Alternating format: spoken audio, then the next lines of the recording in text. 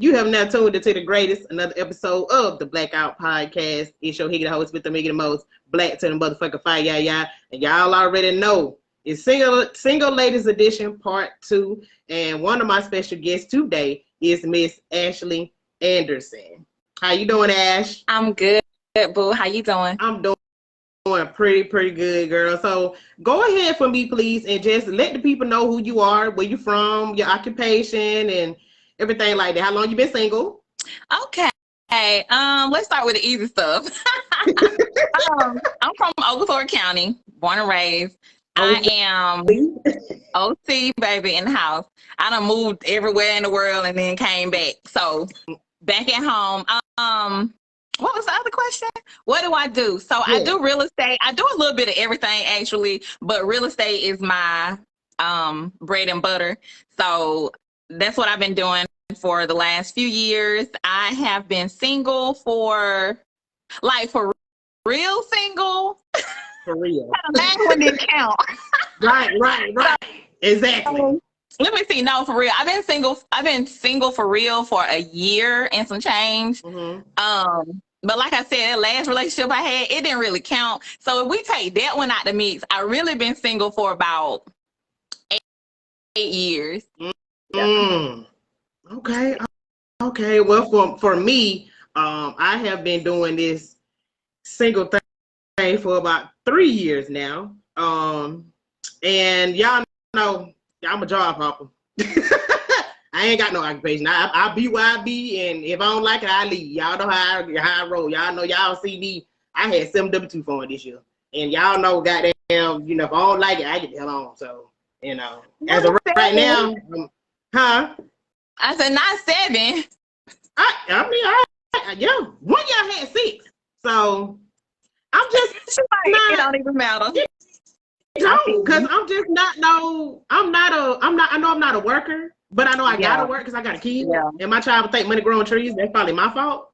So yeah, I gotta work, but I don't like no job. I know I'm an entrepreneur. I've been knowing it for a long time. I just struggled with it for a while. Exactly. Anyway, let's jump on into this thing. What can it be now? Yes, honey. So let me ask you this right here. It's been terrible for me. So how has dating been for you since you've been single for so long? It has been interesting. I will say that. I say that because I ran across so many different characters, and it's like when you get to a certain point, like after you've been through so many, when you done tried to put up with all these different personalities, you kind of get to a point where me anyway, I kind of got to a point where I was like, okay, maybe it's me. Maybe I'm requesting too much. Maybe I need to bring it down a little bit and actually give these interesting people a chance. And it still turned out horrible. Right. I don't even know what to say at that point. But it's been interesting and bad, to say the least. I'm sure. So tell me then right here, when you say interesting, like what do you mean by interesting?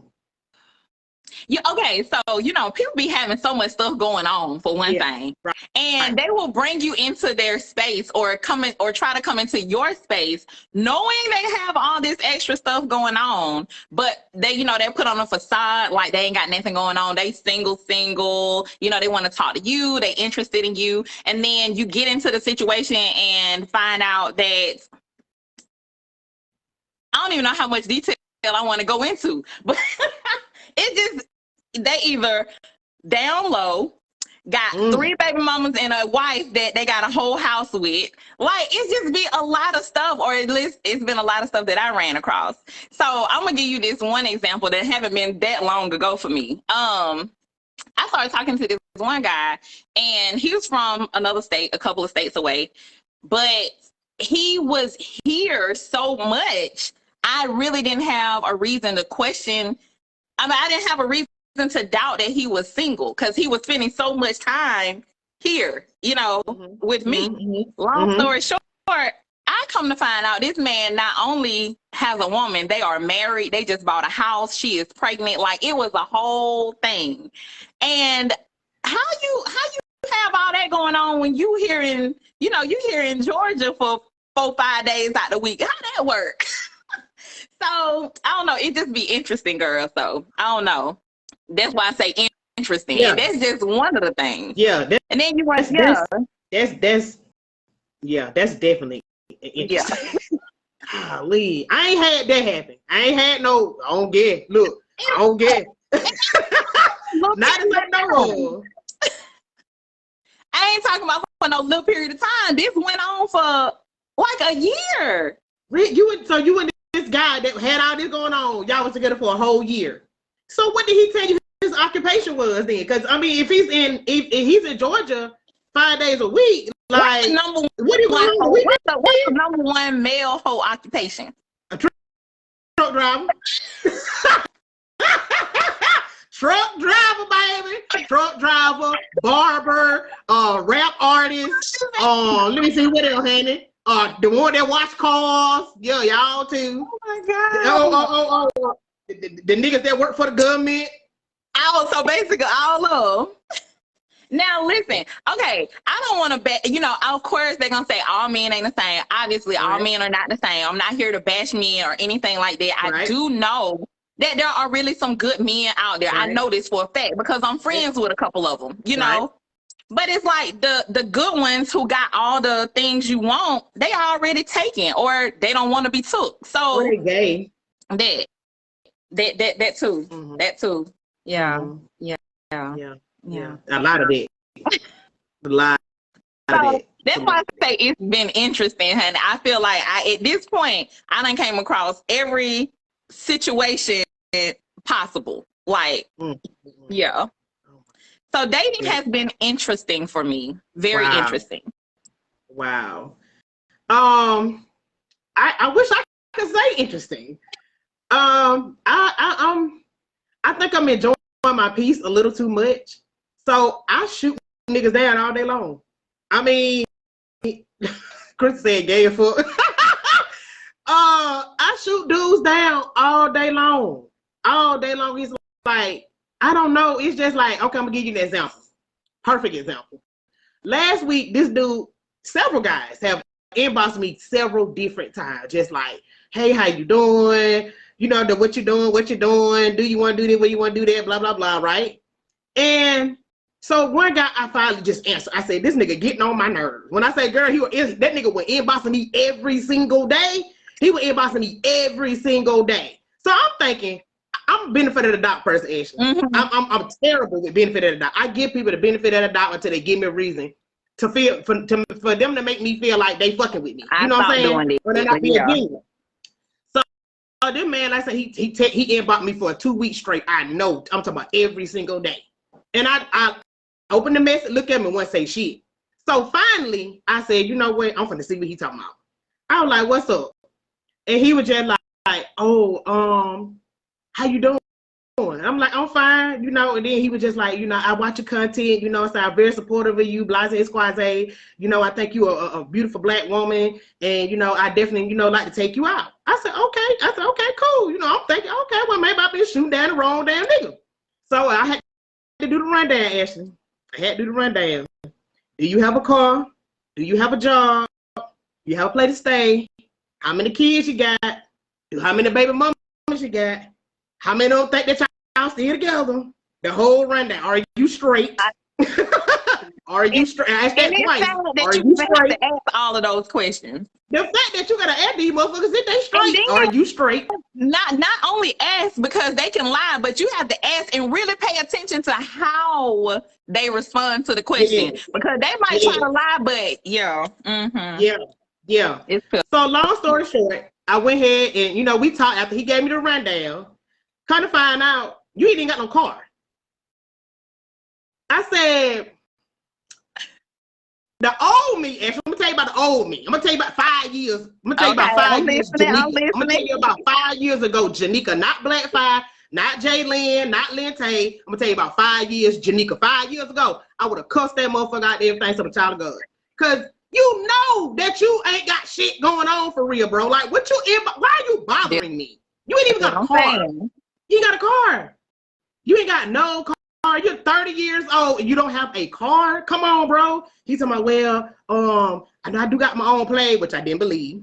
I do got my own place or whatever, you know what I'm saying? I got a job, but you know what I'm saying? I ain't got no license right now. Hey, listen. Everybody go through some shit. Don't get me wrong. Everybody go through some shit. I done been through some shit where I ain't had no job. Still got there talking to motherfuckers and shit. But I wasn't trying to make no moves. You know what I'm saying? Right. You don't bother me for 2 motherfucking weeks straight, sir.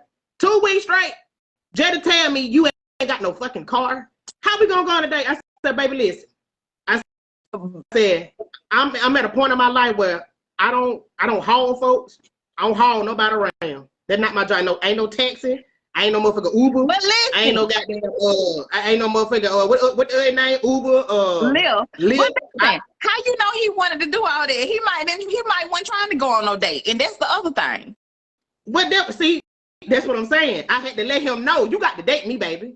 That's why I told him how we gonna go. Well, he asked me on a date. He asked me out, and I was just like, okay. How we gonna go out if you ain't got no car? Like, and then he lived in another state. He lives in South Carolina. Probably like I think he's from Abbeville. This dude lived like maybe an hour and a half away from me. Hour or so away from me. Conversation right there, because how you even supposed to visit me? Visit me? Yeah. So but it's different, huh? So what else want to do? Meet you in Abbeville and you jump in my car and we ride around? Yes. Bitch, get out. Bitch, yes. Shoot yourself in the foot, bitch. Shoot yourself in your feet, please. Leave me alone. Yeah. That's precisely what I guess he was expecting you to do. And it's really crazy because I have even been in a situation, I ain't gonna say been in a situation, but been approached with a similar situation. And it's like, okay, how you expect us to do all of this? I gotta be the driver every time we get together? No. Look, I can't see it. I did that in a previous relationship. I'm not gonna do that no more. I did it too, Ashley. I did it too. I did the same shit. I did the whole, like you said, I knocked my standards down a little bit. I said, okay, well, maybe, just maybe, I'm doing too much. I was raised in a house with a man. Despite his flaws, despite whatever he's done wrong in the past, him and my mom my dad and my mom been together almost 40 years. I'll be 39 this year. Lord, let me see this here. My mom and dad have been together almost 40 years. You feel what I'm saying? Well, actually, be 41. I've seen a man like that no more. Of course not. But I've seen a man in my house. You know what I'm saying? Right. I've seen a man take care of business. He's still taking care of business. Even though, you know what I'm saying, my daughter, I got one child, you know, her dad is great. We may not get along all the time. That's a blessing in itself right there. Her dad is wonderful. Different topic for a different day. Exactly. He do what he's supposed to do for her and everything, but my dad goes far and beyond the call of duty for my daughter, my sister's son, and my baby sister baby. You know what I'm saying? So I've seen a man. I've seen when shit need to be fit, Ashley. He fixed it. Right. Even if he had to nigga rig it for a couple of days, he can get somebody to come out here and look at it. Or it's been time where my dad working a rock quarry. It's sometimes he get rained out. He can't goddamn work. But my dad had a hustle. My dad a white car, my dad a pressure wire housing, and we ain't had no groceries in that house. My dad went and made some money and made sure that all 4 of his daughters and his wife had some food in the refrigerator. You feel what I'm saying? You were basically, you already know what the standard is. You have at the least you have a baseline for like the basic things you should be doing in my life as a man. Exactly. And it's so crazy how when you start talking about stuff like that, the first thing a lot of men want to holler is, but y'all ain't doing the stuff y'all used, you know, your grandmas used to do and your great grannies and all them extra people. Like, hey, first of all, not for your weird ass. On a whole long rant about that by itself. Yeah, but I digress for the moment. Yes, for the moment. But look, I want you to get into it. I want you to get into it though, because we finna get into it. You know what I'm saying? We got to get into it because at the end of the day, like you said, all men are not bad. They're not bad. It's a lot of great guys out here, but it's like with me, I need you to be straightforward because I'm straightforward. Right. I'm gonna tell you what it is. I don't give a fuck if you don't like it. I don't care if it make you feel some type of way. That's just how I am. And with me being that type of person, if I don't be that to you, I don't give a damn about you. You know what I'm saying? But if I tell you the truth and I tell you how I feel, being me, I do care about you enough to let you know, hey, this is what's going on. You feel what I'm saying? And I feel you. It just, girl, I can't say that I had some interesting dates, because like I said, I shoot motherfucker down so fast, but I definitely had some interesting encounter in the inbox. And I tried to like going back to maybe we doing too much, you know, trying to give people the benefit of the doubt. Who is knocking on my door? I don't even be having visitors. Somebody know you podcast about it. Huh? Somebody know you on camera, baby. Somebody finna come out there and check you good. That can't nobody check me, boo. They can get checked. Period. But dang, that just really threw me off because I don't even be having visitors. But anyway, so what I don't even remember what I was finna say, but going back to the part about you having a standard, like you having at least an idea of what you expect from a man, right? Mm-hmm. A lot of us, and I'm gonna say me myself, wasn't raised like that. Like I wasn't raised with my daddy in the house. My mama was a single mom. You know, she had 4 kids. I'm the youngest, so I saw a lot. Yeah, go answer that though. Y'all actually gonna go answer the door real quick. I'm gonna give a couple shout outs to actually going to the door. Hey, Renee Fortson, Carla Rucker. Who else I see on here? Shayla, that's my good Shayla. Hey, Shayla Robinson, y'all. Shayla gonna always tune in with me. I definitely appreciate that. Ashley Hunt, thank you for tuning in, girl. All right, but what you was saying? I'm so sorry. You good? Do not be you good. But dang, it threw me off again. I'm so sorry. What was I saying? You was talking about. Okay, yeah. So I wasn't raised like that. Like my daddy was not in my life too much. You know, I knew who he was, but we didn't really have a relationship. Me growing up, we didn't have a relationship. We have one now, but growing up, I didn't have that. And my mom was very much a single mom. She had 4 kids. I was the youngest. So I didn't necessarily see like how I guess I didn't have what you had as far as seeing what a man was supposed to do in a household or how he was supposed to be in a relationship. So I'm gonna just being very transparent. Growing like in my adult life, I had to experience a lot to get to the point where I am now. I put up with a lot of stuff because I didn't know any better. Yeah. You know, I never saw any better. I never saw any different. So I accepted a lot of things that I definitely shouldn't have accepted and that I wouldn't dare accept now. Yeah. So, but I had to grow to that point. And now that I'm at this point, that's where I was like, it's so much trash out there. Like, I can't say there ain't no good men because I know some good men, but what a single good man is, you know what I'm saying? Because because I've been through all the nonsense, and now I'm at a place where I'm not tolerating the nonsense. So then, okay, it's like, okay, well, what's next? Right. You know, if I'm not tolerating the nonsense, what is there for me? Because I ain't gonna tell you no lie. It's been times where I was like sometimes I just sit and think and I be like, I really feel like, and this ain't no shade to any other women who might be putting up with a lot of stuff in their relationships, but this is just my thought process. If I've been through so much trash and I really been giving people the benefit of the doubt, like you said, I've been trying to give people the benefit of the doubt, you know, come down off my high horse a little bit and, you know, talk to different type of people, you know, even guys who I typically wouldn't give a chance, try to talk to them too. And it's like, at this point, I'm feeling like the women who are in these relationships that we, you know, on the outside looking in and it look good. But I'm thinking all of y'all really just putting up with some bullshit because ain't no way in hell y'all so happy and all these dudes out here are trash. Like you trying to tell me all the good men are taken? Right. Right. Like I'm just saying, I don't know if I'm articulating the way I'm trying to explain what I'm saying, but it's like ain't no way in the world I'm going through all this trash. You know, I'm dealing with these dudes that's bringing all this garbage to the table or even don't even bring nothing to the table at all. But y'all happy. And I ain't hating. I love black love. I love Girl, love. nigga, I the love devil, nigga, the successful devil. relationships. I Yes, love 40-year marriages. I love yes, all of that. When I yes, say I am a hopeless romantic, I am a hopeless yes, romantic. yes. I'm cheering for I'm cheering loudest for the couples that's happy and get married and doing all that stuff. But if it's a front, tell me so that Exactly. my expectations won't be so high. Exactly. And that's the part. Y'all got me thinking that, oh, I can have that too. When really on the inside, y'all going through Be bullshit. home. Look, girl, the grass is green on the outside, baby. The house on motherfucking fire. You hear That's what me? I'm saying. So Couch if lit that's up, the case, chap running around, blinds and shit, toe the fuck up. Yeah, that type of shit. if that's the case, tell me so my expectations won't be so high. You know what I'm saying? Like, girl, here, it look good, but we be going through bullshit. Exactly. Like, tell me.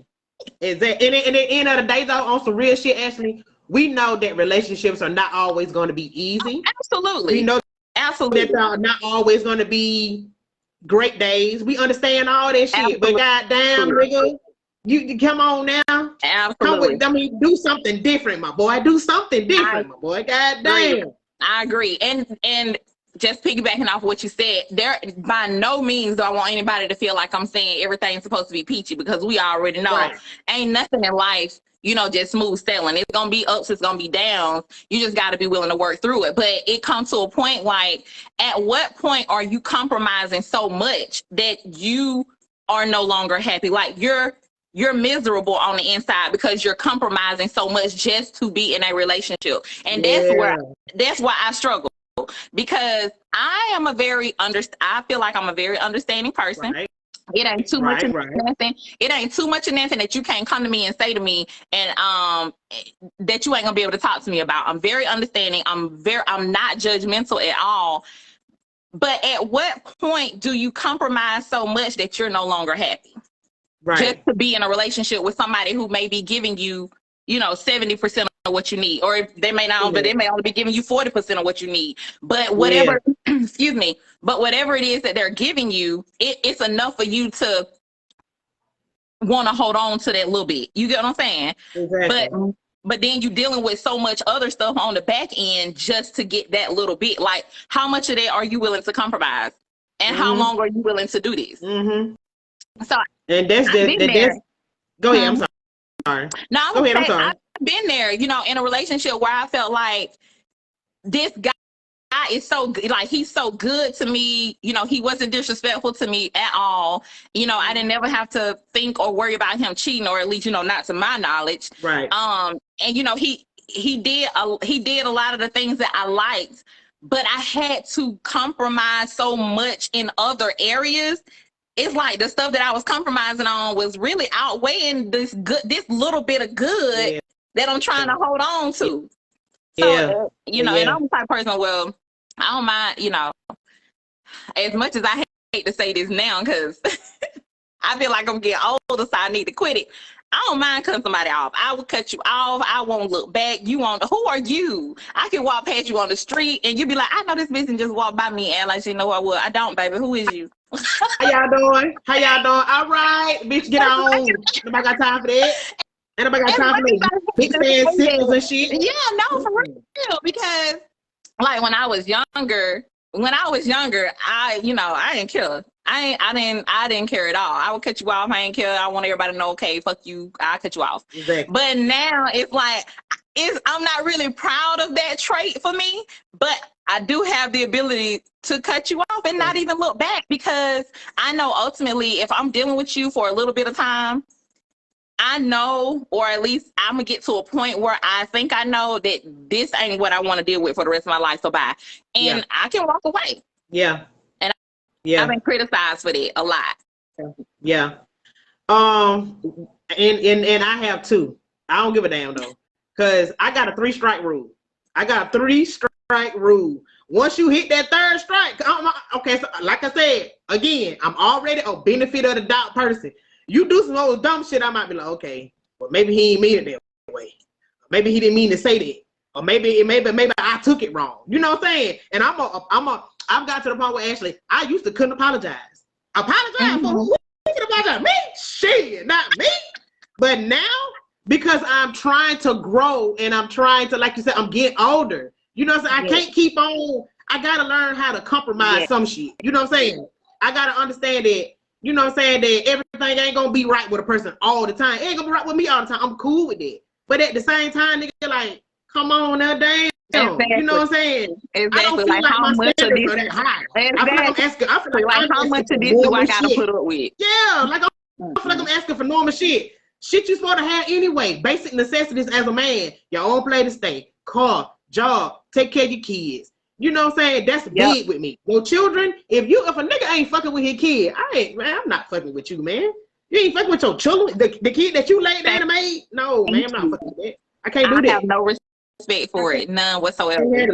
I can't handle it at all. But it's like, I'm a single mom with a child whose dad is not present in his life at all. So I know what it feels like to be on the receiving end of that, and I'm not finna encourage that for no other man that I'm dealing with. Exactly. But you got some bitches that'll do shit like that. That's the sad part. They'll sit there and they have kids and they baby daddies ain't shit. So they get a dude that maybe was doing what he's supposed to do for his child. Get with this girl, she convinces him how to fuck. She convinced him how to fuck with his own kids. I don't know. But convince him how to fuck with his own children. That's all on and this nigga the man 100%. That's all on the man 100%. It is. But how can somebody turn you against your own kid? Yeah. I feel like ain't no real man, ain't no good dad finna let nobody come between him and his child. If you let anybody come between you and your child, it's because you didn't really want to be there anyway. Exactly. You didn't want to be there for that child anyway. Because ain't no woman gonna be able to convince no real man that he shouldn't deal with his children. Yeah. It just ain't gonna happen at all. And I just can't. Even when I hear a dude say, well, I got 3 kids. Okay, cool. But I don't really get to talk to them and stuff like I want to because of their mama.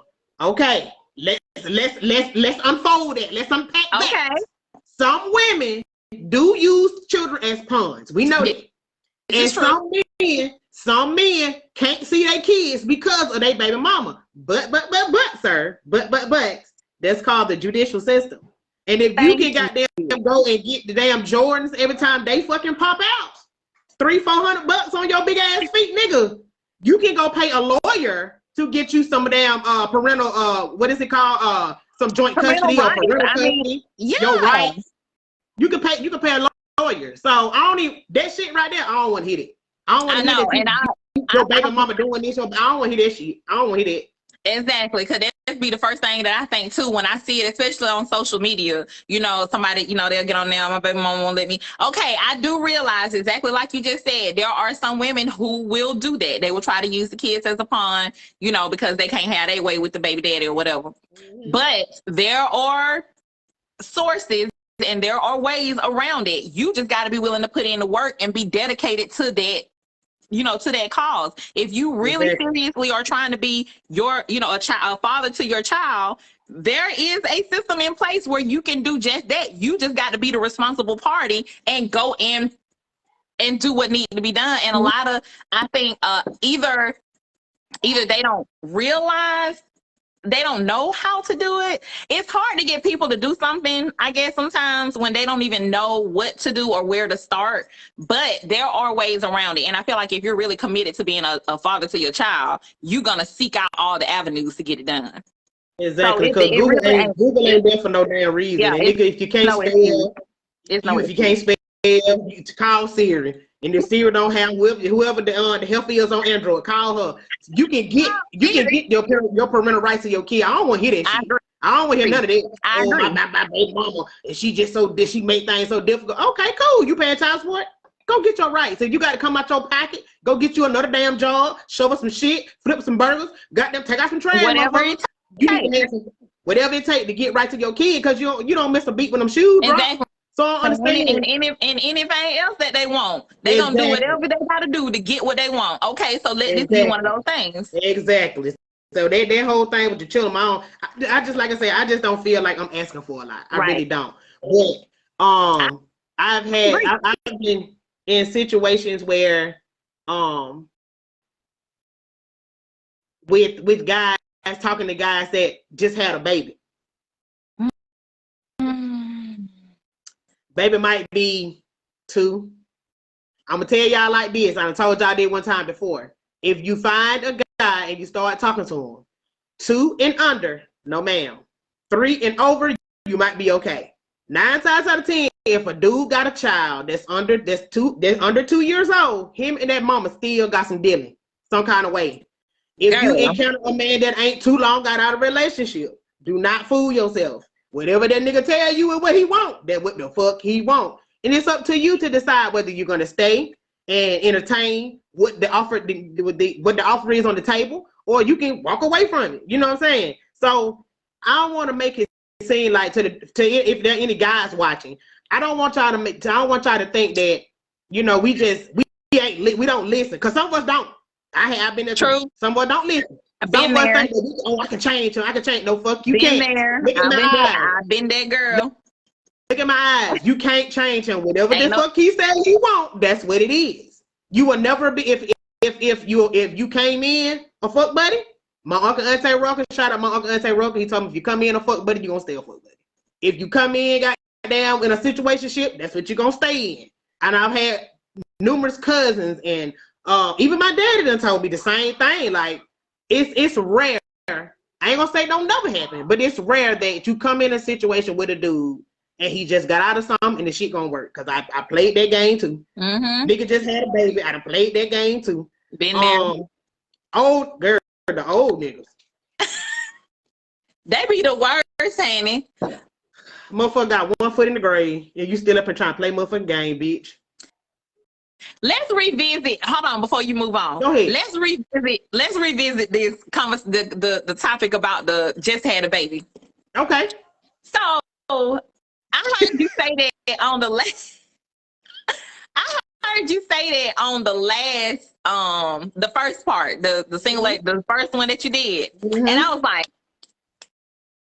girl, I wish somebody really had broke that down to me, because once again, like I told you, my whole life has been a learning curve. I've had to experience a lot of stuff because I just didn't have a good male role model growing up. So I had to experience a lot. I had to learn a lot of stuff the hard way. And I'm still learning a lot of stuff the hard way. But as far as the just had a baby situation, you ain't never been, you can't be more right. There are no lies detected. I have tried that situation a couple of times, and both times they always end up with the baby mama. Even if they wasn't even together, or they wasn't even together at the time, or when because some guys, they end up having a baby and they weren't really dating, I guess. Maybe it was just a one night stand type of situation, or it just happened or whatever. But yeah, both times it turned out that way. And I wish somebody had told me that a lot earlier in life, because when you said that on the first part, I was like, girl, you ain't never lied. And I never heard nobody say that until I heard you say it. And I was like, you ain't wrong. But you know what though, Ashley? I'm guilty of it too. I done did it too. I done played that game before too, several different times. But I didn't learn that until after I had my breakup with the guy that I was in a relationship with when I lived in Augusta. And he didn't have no kids. We gonna talk about that too. He didn't have no children. But I had to, after I finished just really after I came back home and I just self-loathed, and I was just so disappointed. I wasn't angry. I was disappointed. I was depressed.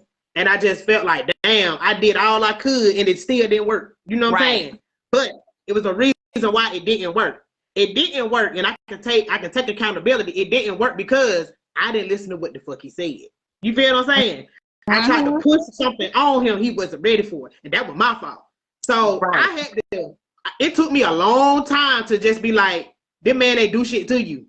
You gave him an ultimatum and he flee. You know what I'm saying? So it's your fault. You know what I'm saying? It took me a long time to admit this shit. Long time. But then after I admitted that to myself and stuff like that, and I got into, taking care of myself as far as my health goes, and just start focusing more on me, I started learning different shit. And that was one thing that I learned. Like, you cannot fool with a dude that got no child under 2 years old. Because 9 times out of 10, like I said before, he dealing with that baby mama some kind of way, somehow. They still dealing.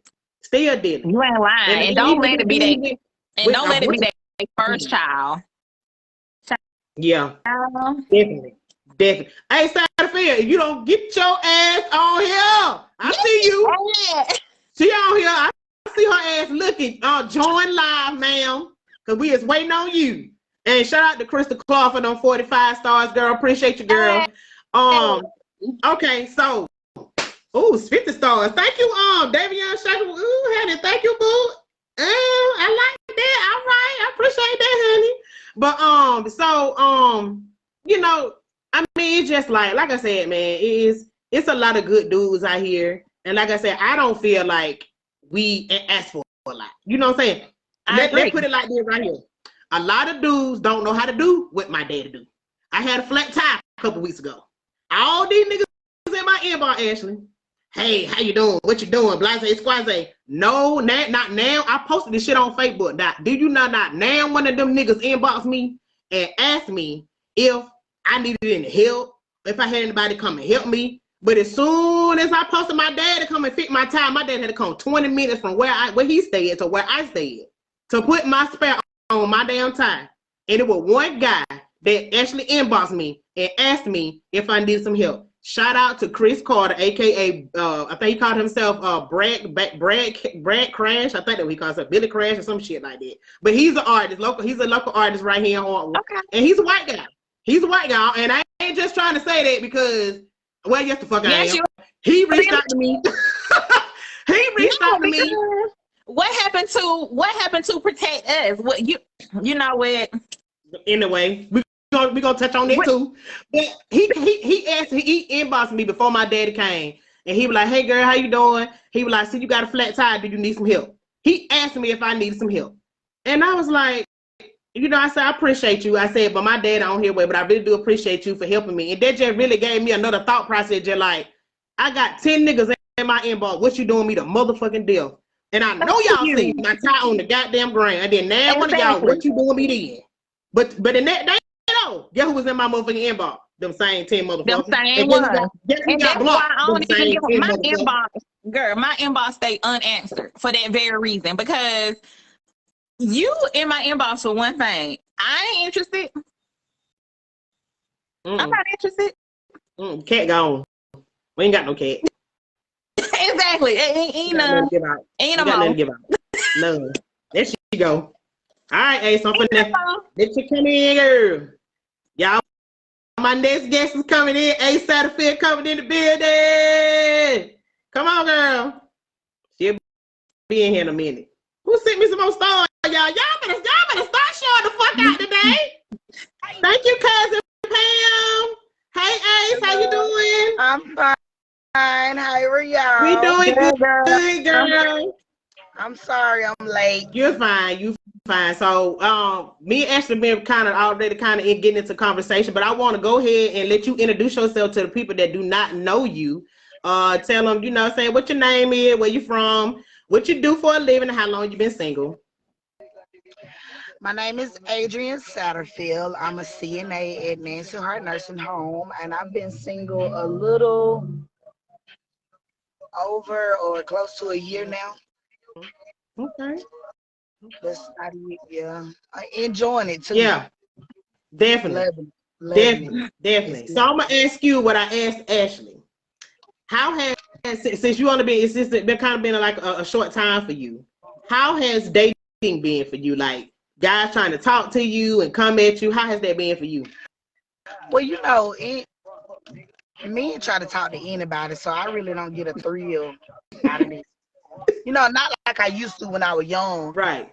Because, you know, when you young, you think it's something because a lot of men try to talk to you. But, like, now, it's kind of annoying. I done been on, like, maybe 1 or 2 dates since I've been single. Didn't really work out, wasn't really my type. But, I don't know. It's just, I ain't really trying to let nobody get close to me. So, I really, you know, I deal with who I want to deal with. If I don't want to deal with you, then I don't. I just don't. I don't commit to nothing. I ain't consistent with nobody, and that's the way I stay at peace, really. Okay. So do you think that you'll ever like change your mind some part of the time? Like, Of course, I do. I want to be married. I want to have a good role model for my kids, but like right now, I'm just ain't nobody showed me nothing that I could just really like even think about letting my guard down with. exactly, exactly. They don't have nothing to offer but sex, really. That's it.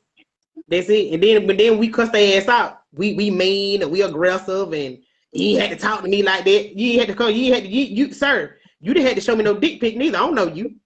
You had to I know it, right? That's I don't want weird. to do that shit. I don't want to know nothing about what your dick look like. I don't Thank even know what you. your face look like. For me. Unsolicited dick pics. Let's get into Girl, it. Like, ain't asked you for that. Ain't asked you for none of that. do they think None that's of that. turn on? What they think? We need to hear a man's opinion on this. Cause Really what the nigga in hell? the box. Why Look, would you do that? You don't know me, sir. exactly. Exactly. I want to know one thing because I know I got a few guys watching. I want to see who man enough to jump in the box. I don't know. If you're man enough to jump in the box, I got one more spot left. I can put one more person on here. If you're man enough to jump in the box, go on, hit, join lives. We ain't gonna roast you. We ain't gonna hurt your feelings. We just want to talk to you. We want to talk to you. We want to talk to you because we want to see what the hell some of y'all be thinking about. Or if it ain't you, what the hell other niggas be thinking about? we don't understand. Just speak up for all men. Yeah. So if you're man enough to jump in the box, go ahead and hit join their live so we can goddamn talk to you. Because brother, we need some help. We need some help. We need to get some understanding. You ain't gonna get nowhere with me sending me no private parts. You ain't gonna get no response from me. Exactly. Okay. I'm lying a little bit. If it's not right. That fool say I'm lying a little bit. What you say, Ashley? I feel like okay. You're a prostitute. If it's a worthy photo, you might get a thumbs up. But that's about it. Yeah. I ain't gonna give you that cause then they gonna wanna keep going with it and then say I'm gonna get mad and I'm gonna cuss you out. My block list long and new motherfuckers get added every day. Yeah. I don't know, they just done got like real weird lately. Mm-hmm. A lot of them, they don't even ask you like to take you out or nothing like that. The first thing they be like, "Can I come to your house, chill with you?" That's a no-go for me. I don't like you. No, you're not coming to my house. At all. I don't know you. Want to come to my house for? That person that came to my house, he stayed with me for 5 years. He did what? He did what? The man person I let came to my house, we was in a relationship for 5 years. Girl, no, you can't come to my house. No. Nigga ain't want to leave. No. Oh my God. See what I'm saying? Hell no, baby. Hell no. I'm gonna tell you the mistake I made. I'm gonna tell y'all the mistake I made. And I told my mom, I'm gonna tell you my mom, shout out to Beverly Allen, man. My mama told me, don't you do it. I did it anyway. My last relationship. I'm gonna start out by saying this too. He was a good dude. He really was a good guy. He just wasn't ready for what I was ready for. So I can't blame him for everything. But my dumb ass, because I wanted my relationship so bad, I left my apartment and moved in with him in your house. Biggest motherfucking mistake of my goddamn life. Don't y'all ever move in no house with no nigga and your name ain't on shit. Don't never, ever, ever, ever, ever. I don't give a fuck if you married to that motherfucker. Never. If your name ain't on the goddamn lease, the deed, the motherfucking rental property, whatever the hell, don't move your black ass up in that motherfucker with that nigga. You ain't got nothing, ain't nothing in your fucking name but the food stamp or the goddamn internet, bitch. Don't do it. Don't do it.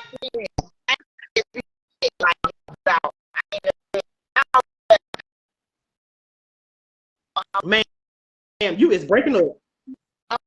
You go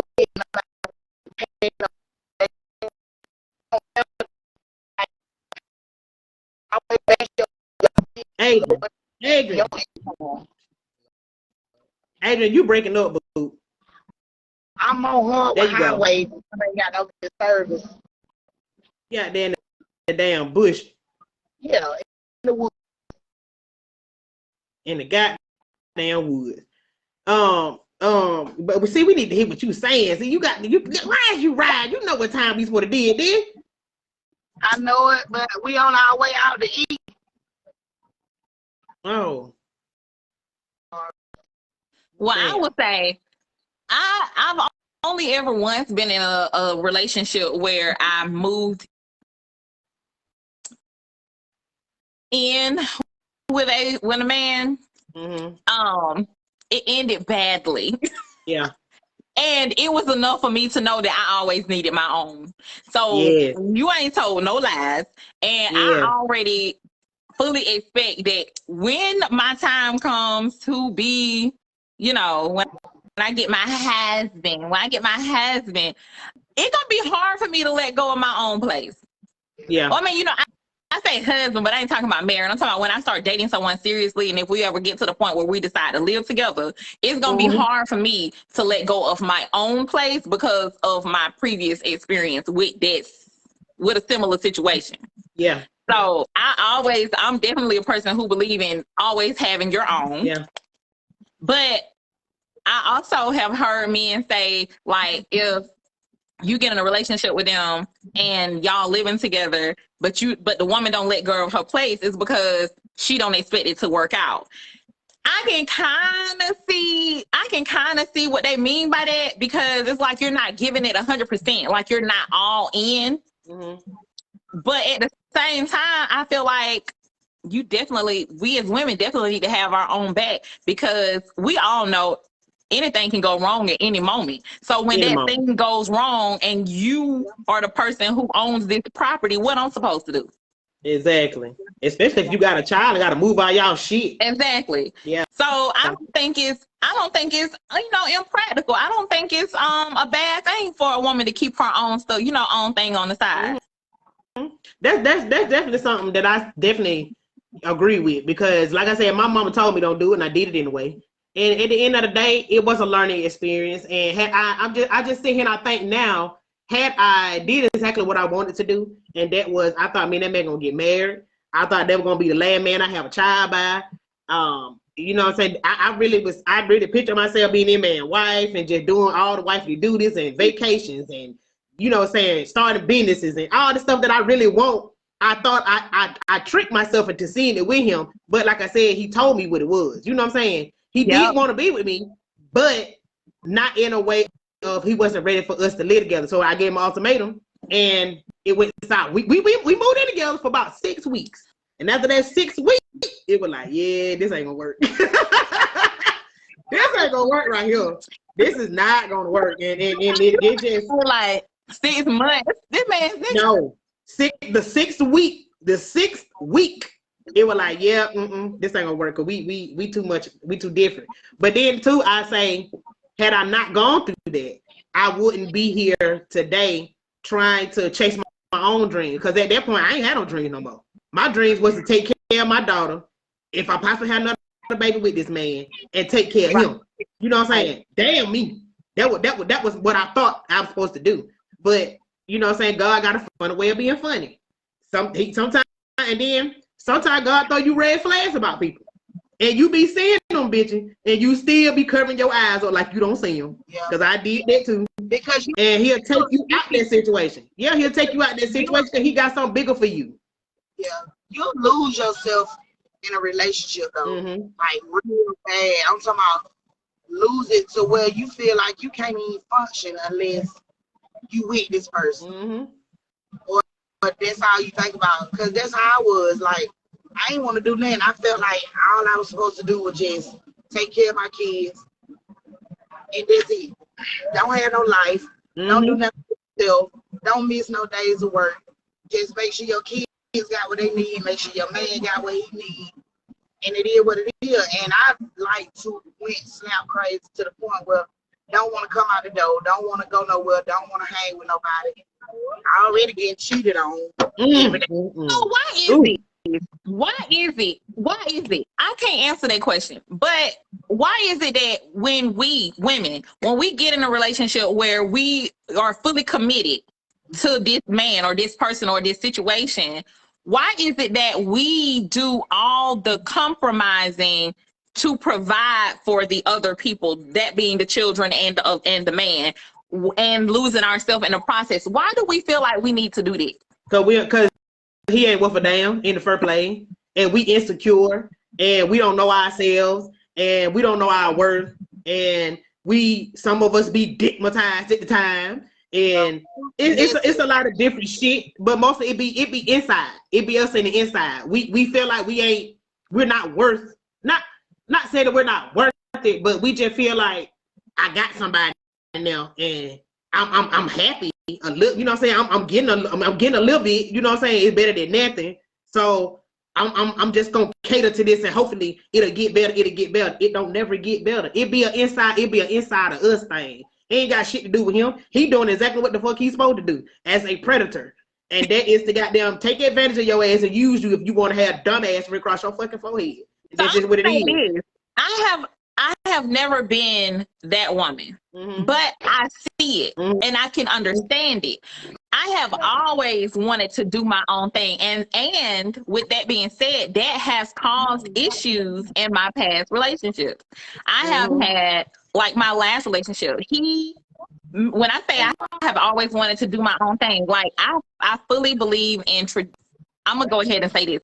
I fully believe in traditional roles. Yeah. And I know I know that can be very controversial, but I fully believe in traditional roles. That means, you know, like the woman has specific set of things that they are expected to do in a relationship or a household, and the man have specific set of things that they are expected to do in the relationship or the household. I'm 100% believer in that. But in addition to that, I feel like I can do that and take care of what I need to take care of at home and with you, and still pursue my own life as well. That being my business, my friendships, my connections, and whatever else that I have going on outside of the household. I feel like I should be able to do both of them. I feel like I can do both of them. Hell, I feel like I'm Superwoman when it comes to that. But that has caused friction in my past relationships, because I have had, I've been in a relationship where he felt like I didn't need to pursue my business because I was doing too much. I was being too independent.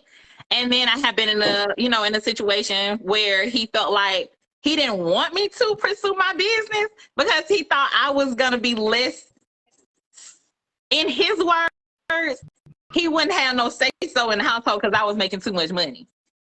So that's insecurity. Even though I'm doing all the womanly duties I need to do in this relationship and in this household, he still felt the way because I was being successful in my business. Yeah. So, that's a nigga that's a hater. He is. He's a hater. He's a hater. He's insecure. That's an insecure ass man. Because why would he not want you to get out there and pursue your dreams? Like that's not how that's supposed to go. What'd you say, Ace? A lot of I thought she was saying something. I can't hear y'all. A lot of people don't know that that's a sign of control. That's a man that want to have control. And if he want, because it's okay to be led by somebody. Like you supposed to, your husband lead, but you gotta be led by the right person.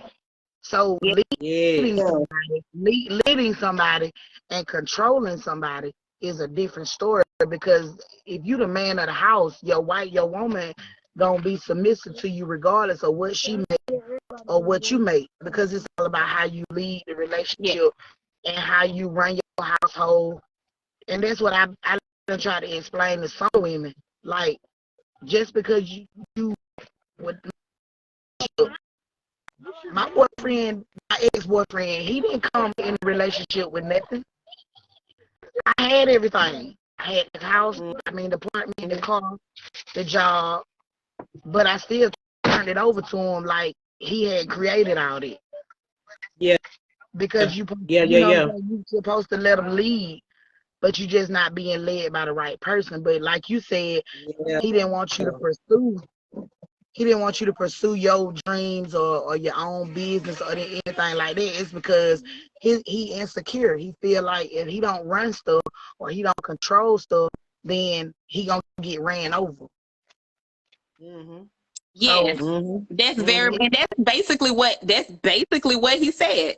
But I was failing to understand why he would even have that thought process when that wasn't even what was going on. It was his fear that was what was gonna go on.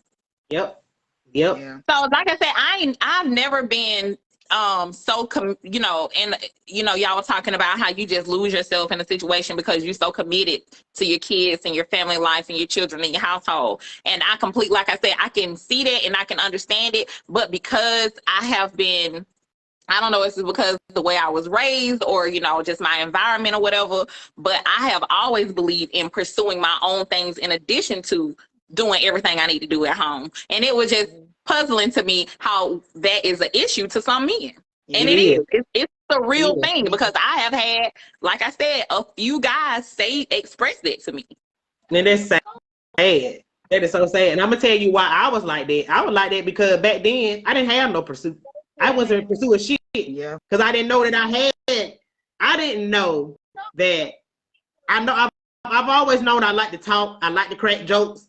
People fuck with me, no matter what, they fuck with me. I've always known it, you know what I'm saying? But I never saw myself doing this.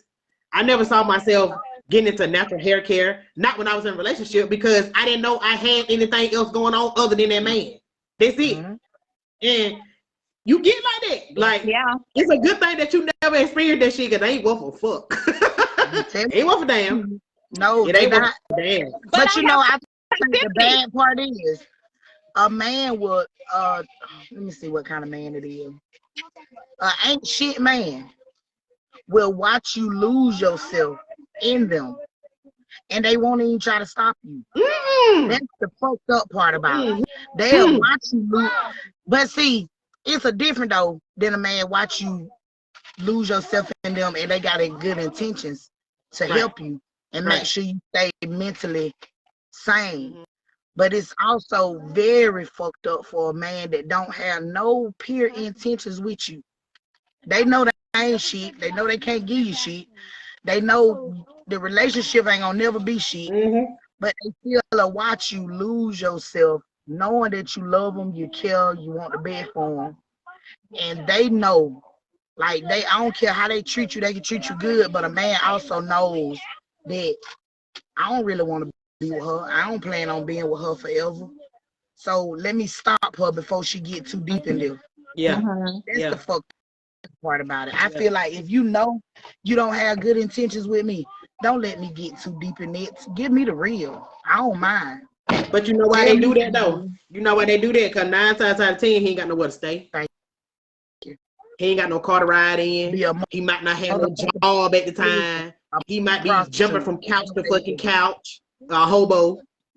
That's why a lot of times why you get them like that. They don't care nothing about you. They just they need you for the time. You convenient to them for at that time. But you a see nigga that do that type of shit, don't fuck with you no more, and then go to the next bitch and do everything that you wanted him to do. He'll do it with her because that's who he wanted from the start. Exactly. Hallelujah. Exactly. Been there a few times. Been there a few times. Yeah, just got out of it. But I'm gonna say this too. Can we take accountability and say we seen the shit coming? This go back to what you were saying. This kind of go back to what you were saying about us believing him when he say some shit. I'm being, we lost her. Yeah, I think she was going out with her kids. In a way, she come back in, we'll let her back in. But I know she had some things going on with her kids. Okay. Ace, if you decide to come back in and we still on, you come back in, girl. If not, it was nice having you on. Hopefully we'll get to do it again. Maybe we'll get to do it in person next time.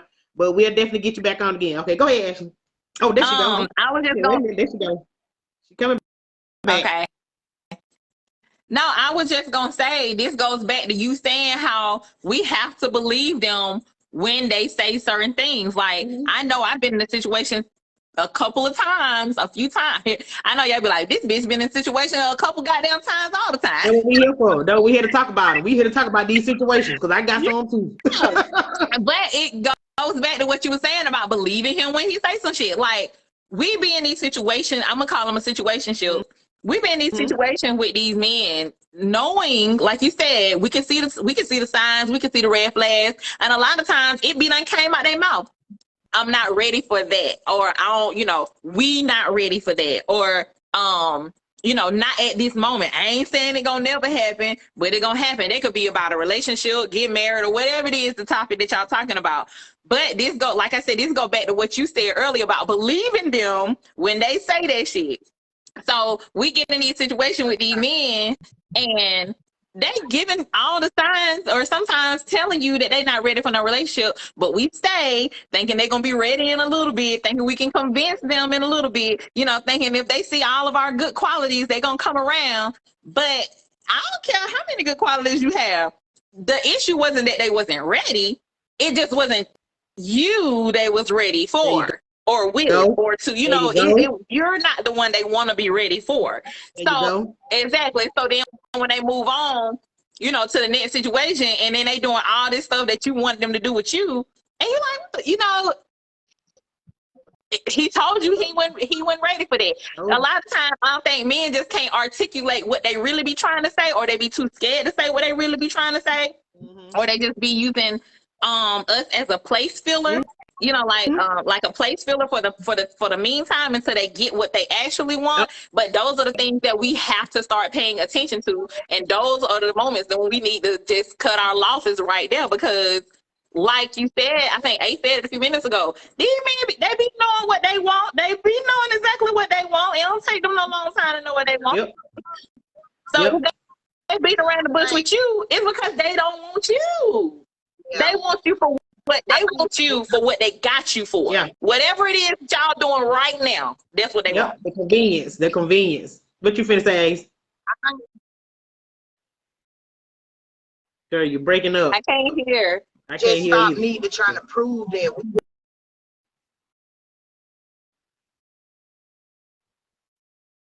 Look at my face.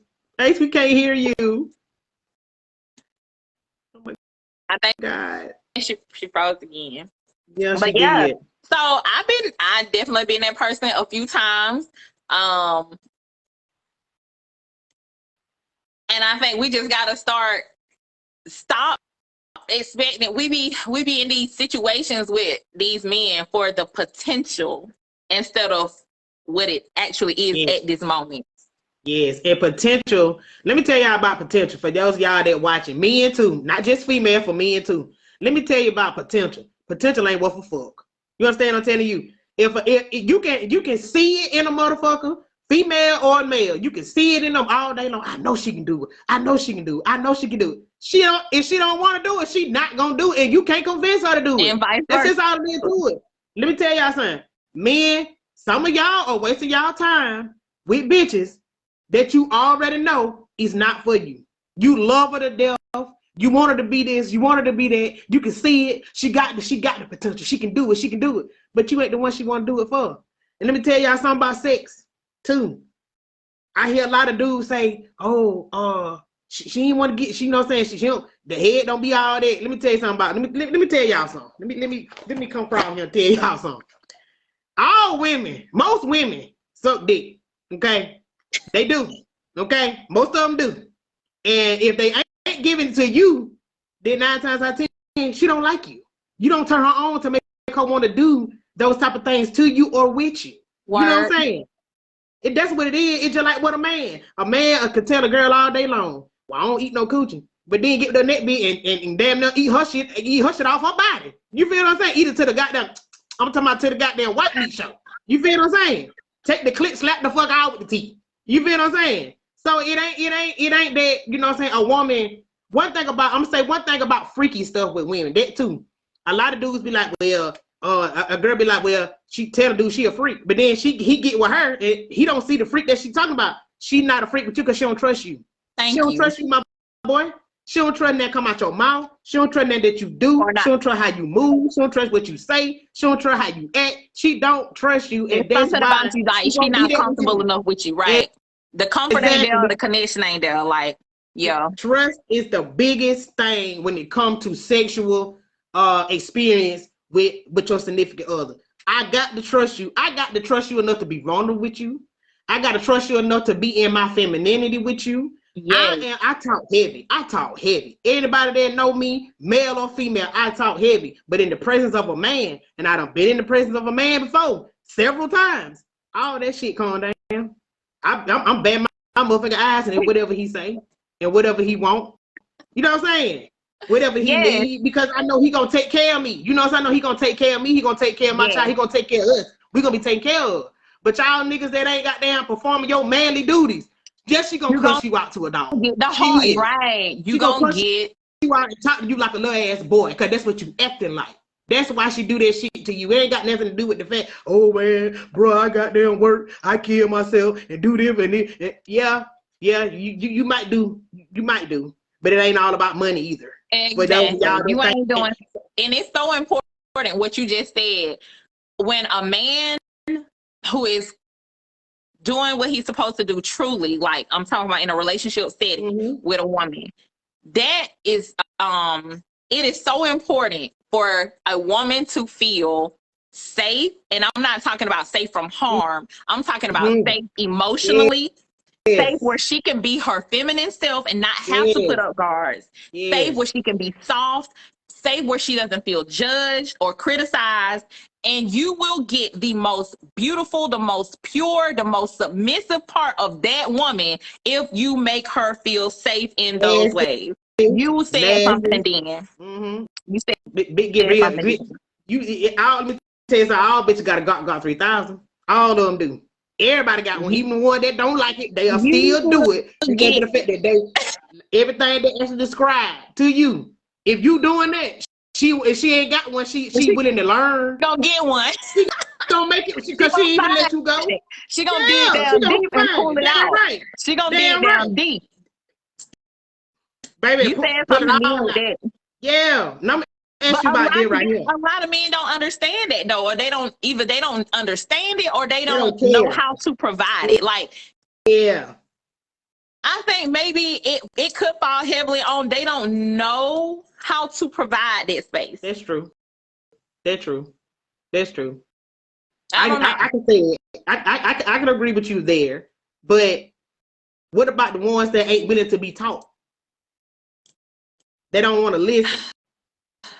And what about those? Unfortunately, it's a lot of those. Because, okay, I'm going to say this. When I say they don't know, I really feel like at a certain age, it ain't no more excuses. At a certain age, you know where you need to grow. You know where you need to learn. You know where you need to be improved upon. You know where you need help at. A lot of these things, as far as self-realization, at a certain age, you know where you are the problem at. Yep. And if you are at whatever the age is, I don't know, I guess in your 30s, like when you get in your 30s, at a certain point, you know what areas you need help in. So ain't no such thing as, I don't know. It all come down to what you just said, not willing to learn, not willing to improve. Like you done got stuck in your ways and you feel like you are just entitled to be the person that you are. Okay, be the person that you is over there. Yeah. You know, because we're learning and growing and thriving over here. If you ain't trying to improve yourself, if you can't even put in the effort to improve yourself where you are lacking, you can't do nothing for me because you ain't gonna want to improve over here. Exactly. So, yeah. That even got to do with women too. Yes. It go both ways. That's just for grown people, period. Yeah, it go both ways. It definitely go both ways because you got some sorry ass women out here. And then, I agree. You know what seemed crazy to me though? You know what seemed really crazy to me? It's like the sorry bitch you get the bed men. Is it just me, y'all? Y'all chime in. Is it just me? Yeah. It's like the sorriest women get the best men. Yeah. How they keep doing this? I'm not understanding. I don't understand. Somebody chime in and let's shine some light on that. Please. Shine some light on that. I need a man jumping in the box. I need a man to jump in the box. All y'all scared. I know y'all watching. Man, I need a man jumping in the box to tell me what's up. Cause we trying to figure out why do I'm talking about the bottom of the barrel, bitch. I'm talking about the bottom of the barrel. I'm talking about this bitch talk to that nigga like he crazy, like she crazy. I mean, a man handle him. I'm talking about straight gets emasculate. Give respect. On I'm nothing. on his ass in front of Nothing. anybody, anywhere. They get the best niggas. And then them same niggas leave that bitch, beat all that traumatic ass shit that happened to her, and put it in his mind, all bitches the same way. Yes. Because yes. he didn't know when to leave. He didn't know when to walk away. Yes. You know what? That's a good question. I need to know the answer to that question because I done asked myself that question so many times. It's sad. It is that question sad. so many times. You got whole ass Holly over here with this good ass man. And I'm trying to figure out. And been with the whole crew. Went through the crew. And your dumb ass fell in love. Mm-hmm. Don't be with the crew, baby. All of your homeboys. All of them know what you look like, nigga, know what a throat do, know what a neck do. Been all of them, but your dumb ass. Out of all they don't talk to you, you fell in love with them. There is a real phenomenon. I need help understanding it. It happens with celebrities be doing the same thing. Girl. It ain't just us. This is a people issue. What is that? Where did that come from? Yeah. Who knows? But this the thing. Why is it that we got these men that's so against black women? The podcast bros and the passport bros.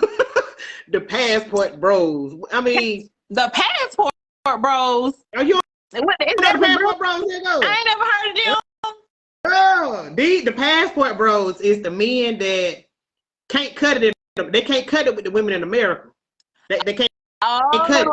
So they like to date foreign, or what they call exotic. They go abroad to find a woman. But see, them hoes over there in South America and in Brazil and all that shit, they get hip to y'all stupid asses. They send y'all dumb ass shit right back over here to us. We don't want you though. We don't want you. They return to sender. Go to China somewhere. We ain't interested. But you know what?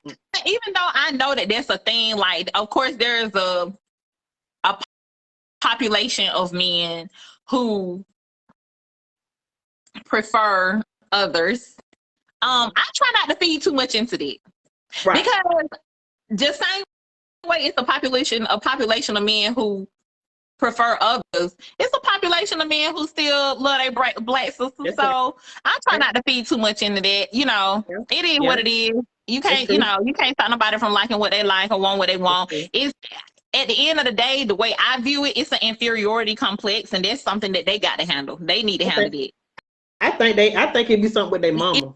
I think that when not all of them, I ain't gonna say everybody. I ain't gonna say all men that date outside their race have a problem with their mother. Not all of them, but the majority of you niggas that come out the hood, not all of you, but a lot of y'all that decide y'all want to go date white women and stuff like that.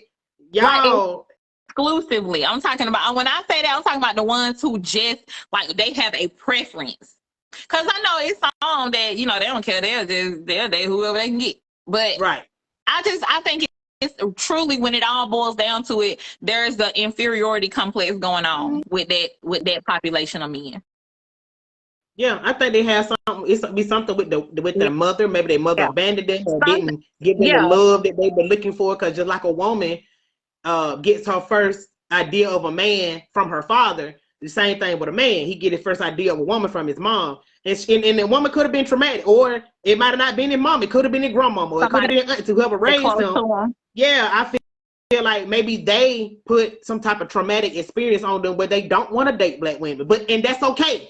But my thing is, don't bring your stupid ass around him. Feel like you got to broadcast it to everybody. Yeah, because see, that's a problem. That's a trauma within you that you need to figure out. They ain't got shit to do with it. Exactly. Don't put that on black women. Just put it on you and just say you got a problem with whoever raised you, and you need to figure that shit out. That's what I don't care for.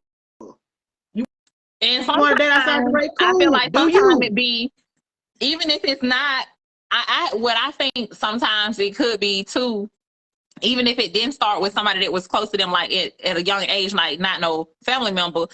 Some of these men, and this really go for any of them, honestly, that still date black or whatever they date. A lot of these men been hurt. Like you know this. I think we all know this. Men do not handle hurt the same way a woman do. Definitely don't. Men do not handle hurt the same way a woman do. So you get these men who've been hurt, like traumatized by their first love or whoever they really was in love with, and then she really did a number on him. They walk away from that situation with this biased opinion now. And then a lot of times those are the guys who have so much to say about Black women. Yeah, but I'm gonna tell you something. I'm gonna tell you something I don't exercise with. Yeah, I'm gonna tell you something I don't exercise with that though. When you were 16 years old and that shit happened. Motherfucker, you 45. Shut the fuck up and grow up. Grow up. You 45. That happened when you were 16, my nigga. Come on, bro. 16. I first love when I was 16. 16. Nigga, you got 9 kids. You done had 3 baby mamas. You done been married twice, and you still talking about when you were 16. Man, shut the fuck up. I don't hear that shit. I don't even count no situationships I had before the age of 21. Like, niggas do that though. That's what I'm telling you. I done heard dudes say they first love was when they was in high school, hurt them so bad that now they 35, 45, 55, and they hollering about she hurt me so bad. I just don't trust no bitch in there. I don't trust these hoes. Real. It's a real thing. They really do that for real. And that's why I said I feel like that's where a lot of that hostility comes from when you have Black men who bash Black women. It came from somebody who really hurt them. Even with women too. With women do it too. Some of us are guilty of man bashing, because I know before I got myself right and healed myself and found my pee, I was out here calling motherfuckers bitch ass niggas, and I ain't gonna tell no lie now. At one point in time, like, I didn't hate Black men because I got a Black daddy, but even like I was disgusted by Black men. Really? Like, at one point in time in my life, I was pure disgusted with Black men. Like, disgusted with them. It was disgusting to me. I don't think there has, I will say this. I don't think there has ever been a time where I was disgusted by Black men, but there has definitely been a time where I have come to I'm gonna call it a realization, or I don't know what you want to call it, but there has been a time where I have said to myself and other people, because I've dated a few different races. I've dated multiple races. And we definitely going to talk about that next. Go ahead. I've dated multiple races, and I will say my most loving relationships have not been with Black men. So go ahead. I was gonna say, but that has still never stopped me from loving the Black man. Right.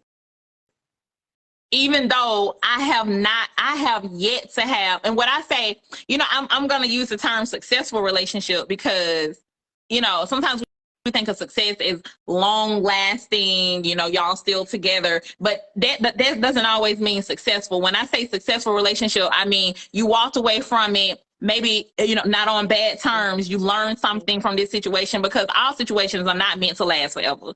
So if you walked away, and honestly, I feel like every situation there is a learning experience. So if you walked away from the situation and you feel like you have gained something, like had a new experience, learned something, or became a better person, that was success. Whether the relationship lasted or not does not determine whether or not it was successful, because there's people in long ass relationships who going through pure hell, and that ain't successful either. So when I say my most successful relationships have been with other races, I have yet to have a successful situation with a Black man. Oh man, I got close. My last relationship was close. I said it was close. I respected that man to the fullest, because, like I said, he showed me a man. But let's unpack that different race thing. Let's unpack that. I love it. Let's unpack that. So what race of man was it that gave you the most living relationship? African. Wait, he considered Black?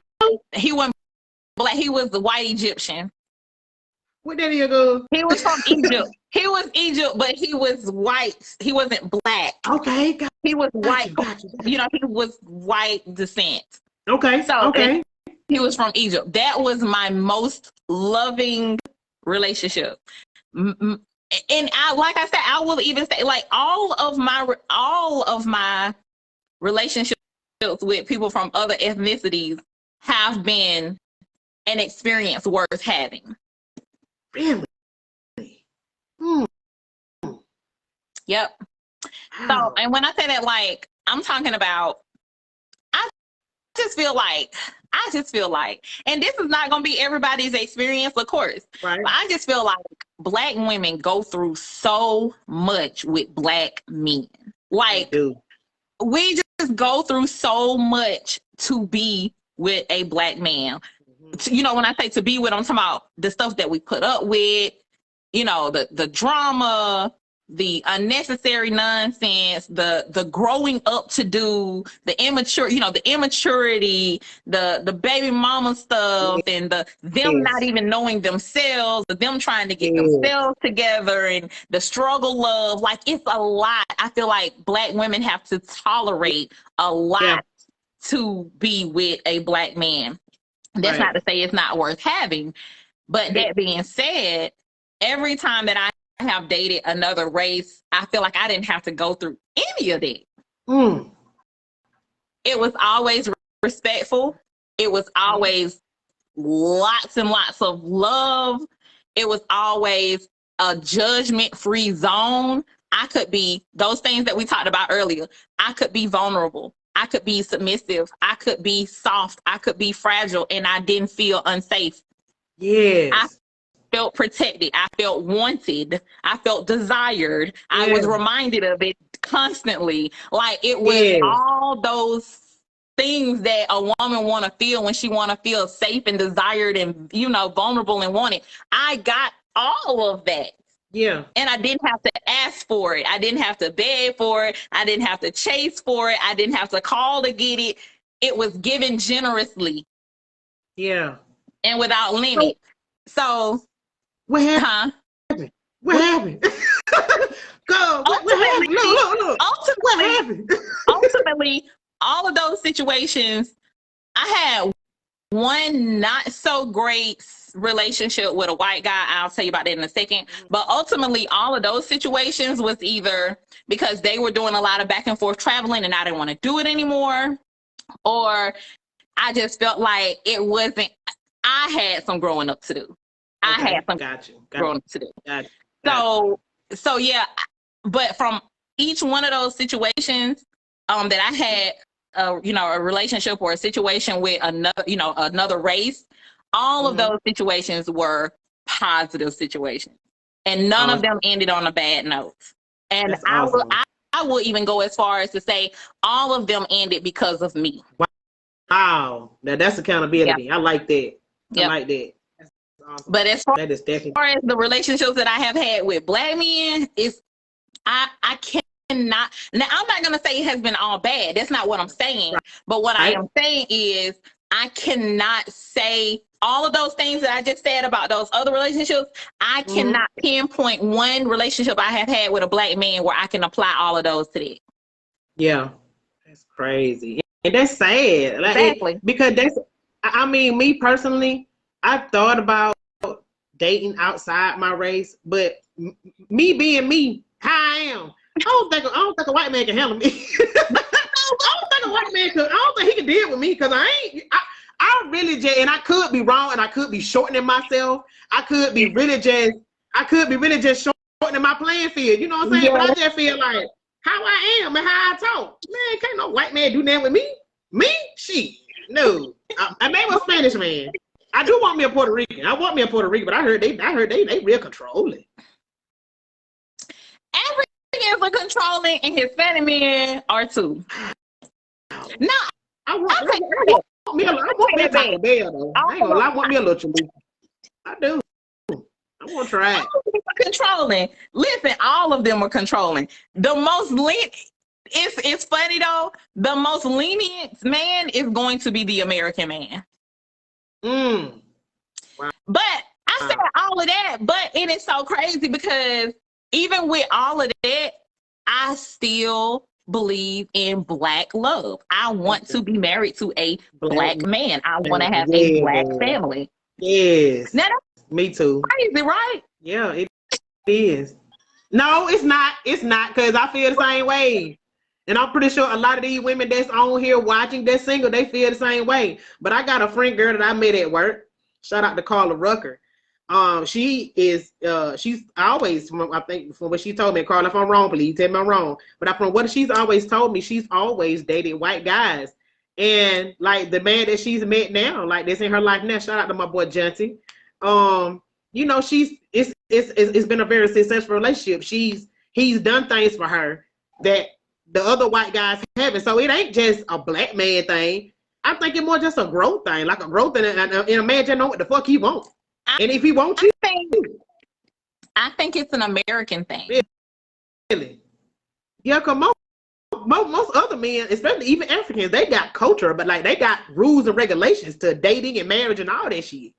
Niggas is just we just out here willy-nilly, free and just doing what the fuck ever and fucking men and coming back and fucking women. It's a lot. It's a lot. It's a lot. Let me tell y'all something too. If y'all don't know y'all gay, or y'all like boys. Let me choose if I want to deal with you and your boyfriend. Wait, you know what I'm saying? Let me choose. If you know, look at my eye. Y'all know when I butt my eye, my eyes feel. When I butt my eye, you know I'm serious. If you know that you like boys, got the same parts you got, you know you like boys. Let me choose if I want to deal with it. Cause I ain't no freak like that. You know what I'm saying? I don't want none of that. You know, ain't that wrong with it.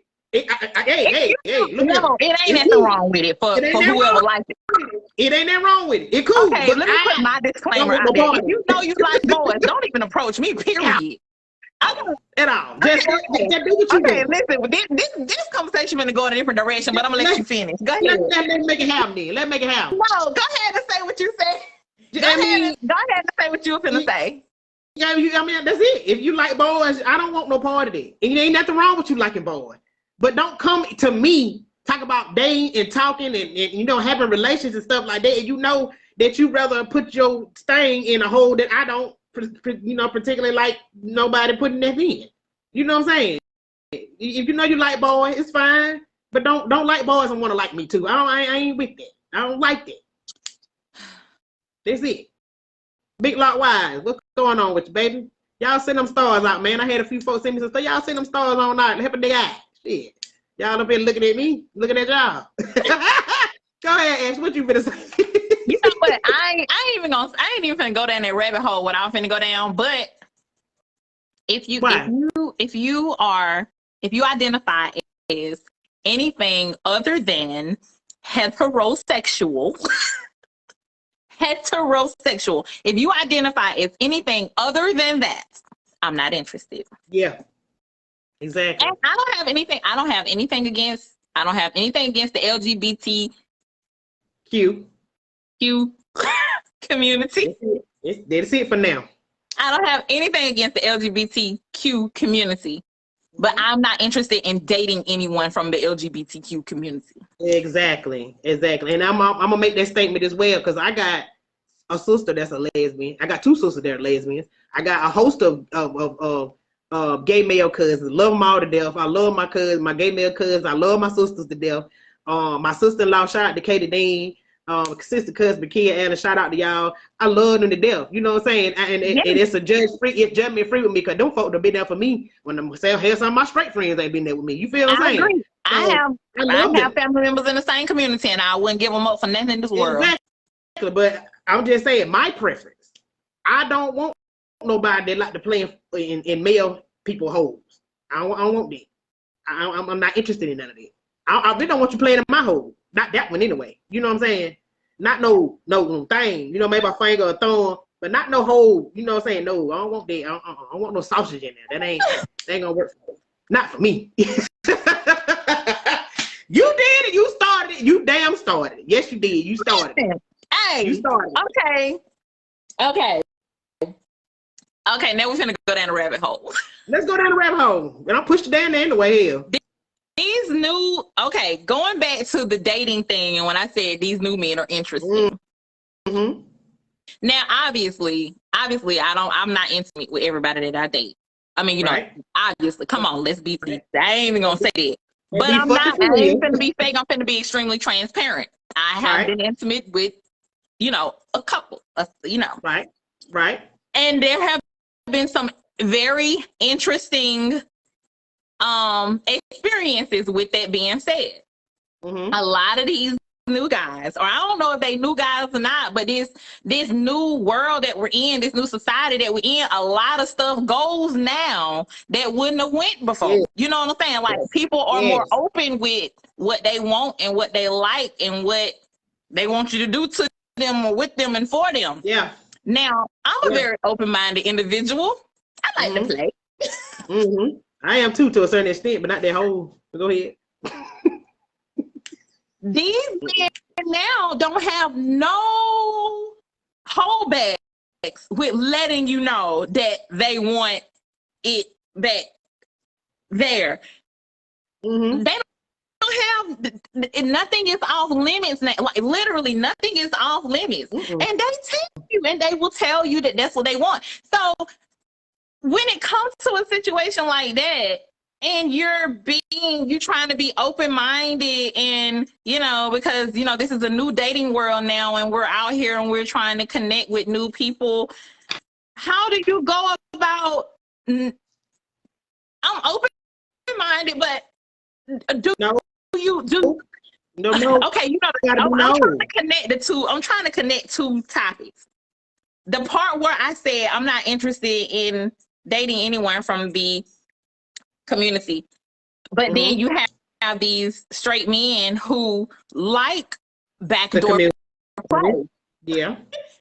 Do you cut them off because of that? Okay, so you mean the straight ones that like women, but they like to do the backdoor to women? No, the ones who want they backdoor play with, or at least they want the key jingling, and They might not don't want you to turn the knob and open it all the way, but they want you to like fumble with the key a little bit, trying to put the key. So they want a woman to do it. Yes. Okay. So and me personally, I'm just talking about me. I don't want that neither. Cause that's too close. That's too close. If you want me to do it, how I know you won't get drunk and let a man do it? And so I agree with it. I agree with that 100%. And so this is where my lines get blurred. This is my gray area. Mm-hmm. I'm not interested in having anything. I'm not interested in dating a man who likes men. Right. But because I am very open-minded, I will go there with you. But I don't want nothing serious with you after that. So you don't mind playing? Yeah. That's what I'm saying. I don't want to marry you. Hell no. Because at that point, I don't even respect you no more. Like, I ain't gonna say I don't respect you, but I can't take you for serious. You don't respect him, cause I wouldn't. I don't respect him at that point. I don't respect him. I ain't even play with him like that. Don't never. And look at me. I'm gonna play because I like to play. Y'all watching now, and for y'all they gonna watch later. Look at my eyes. Y'all know when I buck my eyes, I'm serious. I don't never, ever want no man that want me to play in his boot hole. Never. I'm sorry. I'm not interested in none of that. I got my freakish way, but that ain't one of them. Okay, so what you gonna do when you meet somebody, y'all hit it off, you really like this guy. Now, I don't know about you, but it's hard for me to like somebody to begin with. I don't like people. I'm trying not to be that way. For business purposes, I have to deal with people. The business that I'm in is a very relationship building industry. You got to have relations. You got to be a people person. You got to talk to people. Naturally, I am not a people person. Right. I don't kick it with a lot of people. I'm not cool with a lot of people. Exactly. I stay to myself, and my circle of friends is a very tight circle. I'm loyal to those people. Those people better be loyal to me. Exactly. But because I'm trying to step outside of my comfort zone and be a more people person, usually I'm not interested in a lot of guys. A lot of men that try to approach me, I'm not interested in them. Not at all. Not even enough to respond.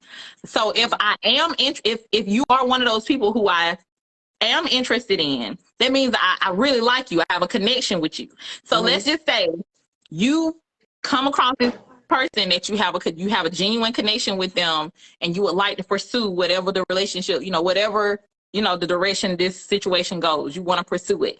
So I get involved with this person, and when it comes time to be intimate, then I find out that they like backdoor play. It's already hard for me to like people to begin with. So do I cut this person off because they like backdoor play, knowing that how I feel about that? Like out of 1,000 people, I'm only gonna like 3 of y'all. And so now I like this person and he like that. I'm like, it's tough for me, and that's why I'm bringing it up. That's why I'm bringing this up. This is a real part of the dating world now. It is. People like different stuff now, and me trying to not limit my options. Right. How? I mean, I put it like this right here. I'm going. Oof. I'm gonna say this right here. If he is, I'm gonna put it like this. If I meet somebody like that, and you really can't tell if you don't know, you don't know.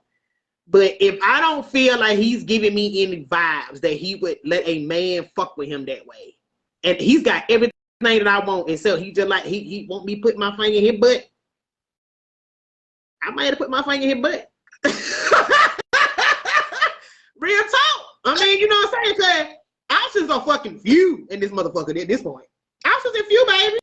And then he won't, and that just might be, we might get to the point where we're comfortable with each other, and he can be vulnerable, because it's important for a man to be vulnerable with you too. I agree. And that's a part of him being vulnerable with you. And if he say, look, baby, you know what I'm saying? Hey, look him. He introduce you to it and slowly introduce you to it. Be like, look, I kind of, slowly. Well, hey, well, when this going on, I kind of want you to stick your finger up there and check my prostate. You know what I'm saying? And if he good to me and he good to my child, and I ain't having no problem with him, he making me happy, and you know what I'm saying, I'm goddamn smile from ear to ear. Hey, look here, man. You want the big one? Or you want the small one? Y'all chime in on that, man. Chime in on that shit, man. What y'all think, man? Show me what you think. If you had a man that was doing everything right, but he blew the whole play, what you would do? What y'all thinking about? 8 of y'all up here looking. What y'all think? I need to know. What y'all think? I'm conflicted when it comes to that, and I've been in that situation. And like I said, it's that type of interaction make me lose a little bit of respect for you. But what if he tried to ease you into it instead of just that's what I'm trying. I like my booty hole play. I'm trying to come to terms with it, because he might be a good man. Exactly, and I don't want to miss out on that. That's what I'm saying. Be a little different. I feel you. I understand what you're saying, but at that point, like, Ashley, we ain't getting no younger, and if that's what it is, hey. Okay, I'm gonna roll that one around in my head a little bit. Now you do this now, goddamn it, no, now. But for real, if you like that, hey, look here, we can get some toys, and I ain't gonna put my finger in your booty, because some men don't like their head good. See, I won't do that. You joking, but I'm for real. I'm for real. Look, folks laugh at me when I be dead ass serious. I'm not joking. I'm serious. I'm doing it in a joking way, but I'm dead ass serious. Like, I mean, I might have to roll with it, because, like I say, I'm just a few we get older, and if he comfortable in his sexuality, he know he ain't gay. He know he ain't never had no man. He don't want no man, but he want me to play in his booty. I'm gonna play in the nigga booty. That's all it is to it. And you still gonna respect him the same after that. And he not gonna lose no cool points with you after that. And you still gonna be the submissive woman who is in love with this masculine man who just like his salad toss from time to time. if that man done showed me a motherfucking man, that man done put me on some shit. He done showed me some shit. He done taught me some shit. He done made me a better woman. He done made me a better mother. He interested in what I got going on. I can be vulnerable. I can take my motherfucking hat off and goddamn if I have a wig on, take that bitch off and be ugly as fuck with him. He still love me and attracted to me. I'm gonna play in his booty. To that point yet. I'm playing you don't know in his gonna swallow that. I'm playing. Y'all just got a cool vibe. I'm playing in his booty. Straight up. I'm playing that ass. However he want it. These goddamn what other little thing my cousin texted my cousin what my cousin name Deuce used to sell. Deuce sell them little damn butt plug. You want a butt plug in there? I'm gonna plug your ass. I'm gonna put the beads in there and pull them out. Whatever you want. Well, except my plan. You know what's right there. I ain't going that far, but okay. I'm going there. And I'm still gonna be submissive. And I'm still now we get to arguing. You pee me off, I might. I might crack a little jokey joke. I'm gonna know how far to take it though. I'm gonna crack a little jokey joke. You know what I'm saying? You goddamn, yeah, all right, keep on. But stick my fist in your ass next time. You know, I might do shit like that. You know what I'm saying? I might crack a little jokey joke if I get upset with him, but it ain't gonna be nothing disrespectful because I know he's a man and he done showed me a man. He just like he said the time I'm gonna toss that motherfucker. I'm gonna toss the shit out of it. Hell yeah. Okay. Shayla, let me read what Shayla said. Shayla said, we're living in 2023. You still have to be safe. There are too many men, nasty motherfuckers, men out here. That's true. That's true. You are definitely right. You're definitely right. But people are open to so many different things now. Like it could, if you're not one of those people who are used to living that, you know, doing those kind of things and being so open, it would really catch you off guard running into coming across a man who is really open to stuff like that. It could catch you off guard. I'm gonna say he can't just spring it on me in the beginning. He can't do that. He gotta let me fall in love. He gotta been to show me some shit. He gonna have to been to got me there. And he gotta completely, I trust him and he trust me. Okay, well, let's take it a step further then. Since you saying he got to be done showed you all of this stuff in the beginning to basically y'all in love now. Y'all, I'm assuming at this point, you know, you talking about y'all really like it's serious at this point. It's getting serious. This man doing all of these things that you just named. He doing all these things. He had all the right, you know, he doing all the right things. He's saying all the right things. He's showing up for you in all the right ways. Yeah. And then he comes to you and say, I kind of like men sometimes, but you in love now. You no. Let me tell you something. I'm gonna turn that shit off quick. No. I ain't dealing with that. I'm not gonna deal with that. You done fell in love. You done played in it. You done did everything else. And now he letting you know he's being vulnerable with you. No. But you love this man, remember? I don't give a fuck. I still love you. I'm gonna love you from over there though. No, I'm not doing that. I'm not dealing with that shit. Let me tell you something. I'm some dumb. I ain't plumb goddamn dumb. Hell no, now. No, hell no. If you want me to play in your booty, I'll play in your booty. But you not finna come at me and talk about something, oh, I like niggas. No, fuck you, don't. You gonna let them niggas over there. He gonna be like Amari Hardwick in what's that movie with Janet Jackson? It's like, so you could have been there. Exactly. No, ma'am. I ain't even in love no more. He just do it sometimes, not all the time. No. Hell no. I've been a killer nigga like I kill a nigga like that for real. Lord forgive me. But I'll be just gonna put you somewhere. But real talk. What would you do at that point? You don't fell in love. I can't do this. I don't care. I can't do it. I'm not gonna do that. Are you gonna tell him I can't be with you no more? Yes. Yes, I can't do that. And risk losing this once in a lifetime man who's showing up for you in all these other ways. I don't care, Ashley. I'm not gonna lose me because at the end of the day, once you tell me you like niggas, 9 times out of 10, you probably like niggas a little bit more than you like me. And all that it gonna be lies. It gonna be cheating I don't know about. It's gonna be you going to bars and stuff. It's gonna be you doing shit behind my back.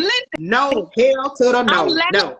But I'm dead for real because going right back to what I said, it's a lot more fluidity going on now, and people are a lot more open. Like, we're single women, so if we're planning on being in a dating world, like I'm telling you, I have ran into similar situations. And like you said, let's be for real. We ain't young no more. Like our clock is ticking. We want somebody we can settle down with, but we want the right person we can settle down with. So I ain't going for that. I don't give a damn. I go back to being single. I go back to being single and get money. I'm not dealing with that shit. I'm not gonna deal with that now. I don't disagree with you at all. But see, that's what I'm saying. Like, at what point do you draw the line? Do you go on with the butt play until he tells you he wants something more for real? How much of the butt play do you entertain until he want the real thing? Like, that's what I'm saying. Like, do you strap on? I'll put a strap on. I strap him down. I strap him down. I strap him down. I strap him down. But you come out bringing a man. You talking about you want a man too? No. You talking about a real man? A man. Like no. I might strap him down. I might. And then that's that. That going a little far for me. For me to say that. They're going far. But you know what? My sister told me and my sister having this conversation too. And she said, whether y'all straight people, straight women and men want to believe it or not, sooner or later, everybody gonna be bisexual. She said that shit. I have had this conversation with one of my closest male friends a few times. Mm-hmm. I have had this conversation a few times because going right back to what I just said, stuff is coming, everything is becoming so much more acceptable now. Like there is nobody, this new generation, or I ain't gonna say the new generation, but this new society that we in, nothing is off limits. Yeah. So you got to think about it. And I don't want to get too deep in this rabbit hole, but the way that I see it and the way that me and my homeboy were talking about it not too long ago, we've had this conversation a few times. Look at the way, you can go all the way back to biracial relationships. Mm-hmm. Once upon a time, it was, you could not be seen with another person outside of your race. Right. It was frowned upon. When people seen you, they looked at you, and they talked about you, and it was, it was illegal. Yeah. Hell, at one point it was illegal. Yeah. Damn sure. But now you don't give a second glance at a biracial relationship. Yeah. Everybody in a biracial relationship, everybody dating somebody different, right? Yeah. It's nothing. Okay, so now move on to homosexual relationships.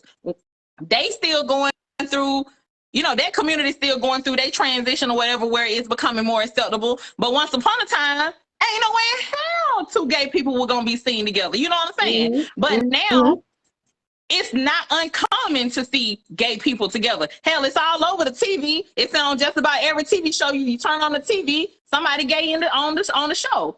You know what I'm saying? True. So and gay people, they're getting their rights, and it's becoming more socially acceptable, right? Yeah. Now you see gay people together, you don't really bat an eye. Mm-hmm. Okay.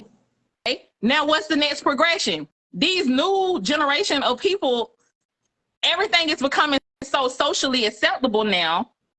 Gay, or I'm just gonna say gay, but homosexual relationships, or gay or lesbian or whatever the situation may be, it's gonna become so socially acceptable. The next progression is bisexual relationships. You know what I'm saying? Yep. Where you have people that are openly involved with men and women, or they're fluid, or what they call fluid. You got that now. You got it. You got it now. A lot of them are sneaky. But that's what I'm saying. It's going to become more socially acceptable. So then you're going to have fluid relationships all around you. What's the next progression? People doing everything because everything is already acceptable. So that's what I'm saying. So being a single straight woman, where do you draw the line when it comes to meeting new people? I don't even know it. In a society where anything goes. Yeah, I understand what you're saying, but I'm gonna just keep praying that I don't never have to. I just pray that I at least get one man that just like women. He honestly just like women, and he don't want to try nothing. And if you try anything, be with me. And obviously they out there, but apparently we not meeting them. Like yeah. So do you keep holding? Like, would you? Let me ask you a question, Miss Host. If you never, let's say within the next 5 years, by the time, I don't know how old you are, but let's say by the time you are 45 years old, if you have haven't met what you wanted, would you consider settling, or would you be comfortable living the rest of your life single? I'll be single. I ain't settling for nothing. I done played them games already. I ain't gonna settle. Now I ain't gonna say I ain't gonna get my needs met. But being with you and take you serious and you on other shit, I'll be single. I mean, I'm single now and I'm cool. You know what I'm saying? I'm single now, but I'm not cool. I want somebody. I want the relationship, and I want it to be healthy. I want all that, but I ain't gonna compromise what I believe in and what I was raised to understand and know just because the world is changing. I can change. I can change with the world, but I'm not gonna change that goddamn way. Hell no, now I ain't gonna change that motherfucker. I agree with you, but the only thing, see, my difference is, and I think A said this earlier too. She was like she's single and she enjoying it. She happy. She living life, and you just made a similar comment. But I'm not gonna tell that lie. I'm single, but I'm not happy about it. I ain't necessarily just so. Yes, but single. I'm not like that now. But I ain't just got that finna run right here chasing no motherfucker neither. And you ain't finna be giving. You not finna give me no mixed signals. You not finna goddamn. You not finna put me in no situationship that I already told you I don't want to be in. You not finna friend to benefit me. You not finna do none of that shit. Fuck that. I agree with you. I agree with you. But I can't say that now. I have been single long enough where I done did everything I wanted to do as a single woman. Right. I want to be married now. I do too. I want my person. So I'm at a place now where it's like, how long am I with? Like, if I never find whatever it is that I'm looking for, which hell, is it out there? I don't know if it's out there or not. But if I don't get that at a certain age, do I settle? Like, I don't want to settle, which is why I'm single right now. Hell, I'm sure at any point in time, either one of us could be in a relationship with some fucking body. But I don't want to settle. So how long am I willing to hold out, hoping and wishing for whatever it is that I'm looking for before I decide that actually you need to either settle and be with somebody for the companionship part of your old age, or keep holding out and be single for fucking potentially ever? So what you gonna do? I don't know. I ain't decided yet. You thought about that yet? I have thought about it a lot. I have thought about it a lot, but I don't know. I don't know. So that's what I'm saying. Like, at this point in time, we not young. How old are you? I'll be 39 in October. Okay, so at this point in time, we not young.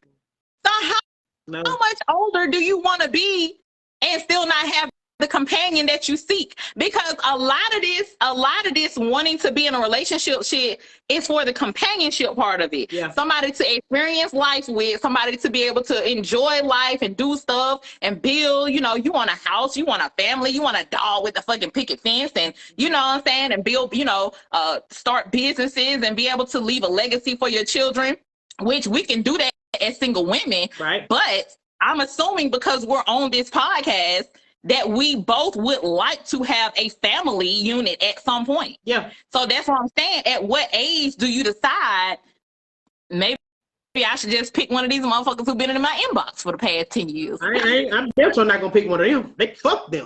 Fuck them. Shout out to my uncle Ontario who was watching the show right now. He says, "Suddenly have your ass miserable." Damn sure will. I can't do it, Ashley. Because if you settle, you have to think about that gonna fuck with your mental health too. I think that's why we are where we at. Die faster. You settle, you gonna die faster. And I feel like that's why we are where we at, because we refuse to settle. We obviously are like-minded in that department. Either one of us could settle at any moment and be with somebody. But do you also, like, when you weigh your options as far as settling for somebody, or being forever lonely, which one do you choose and when? That's what I'm saying. I can't answer that because I don't know, but I do. I know this. I ain't finna settle. I ain't do. I don't play. Just like I think we was talking about even talking to a guy that we weren't attracted to. I tried that too.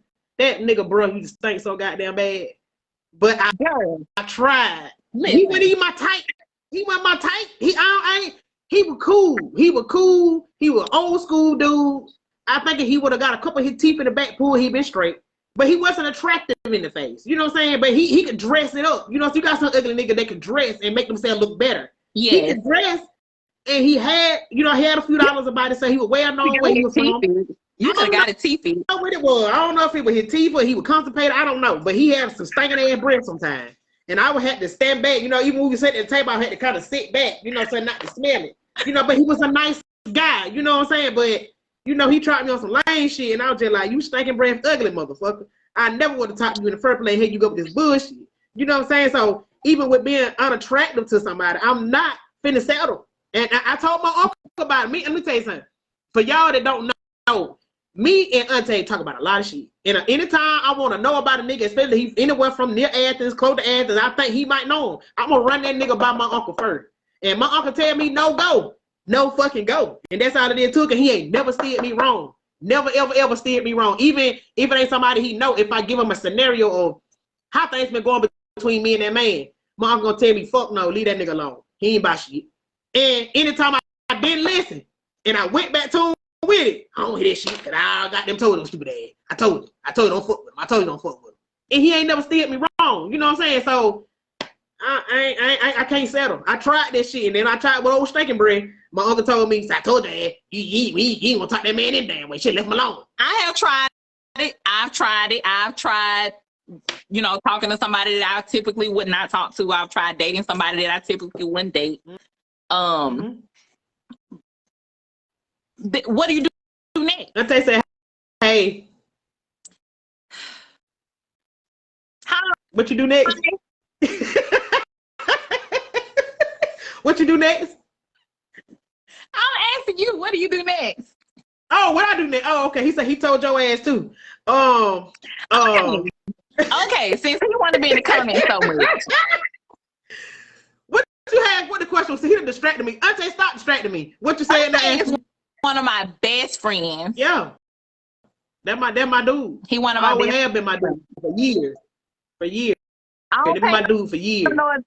What he say? I'm trying to read the comment now.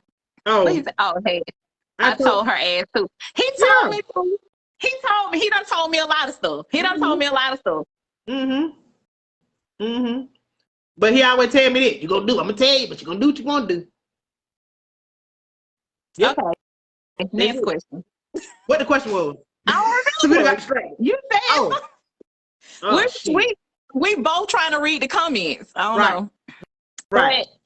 But yeah, we was talking about settling, and of course, obviously, neither one of us want to settle. It's not something that I want to do. Have I considered it?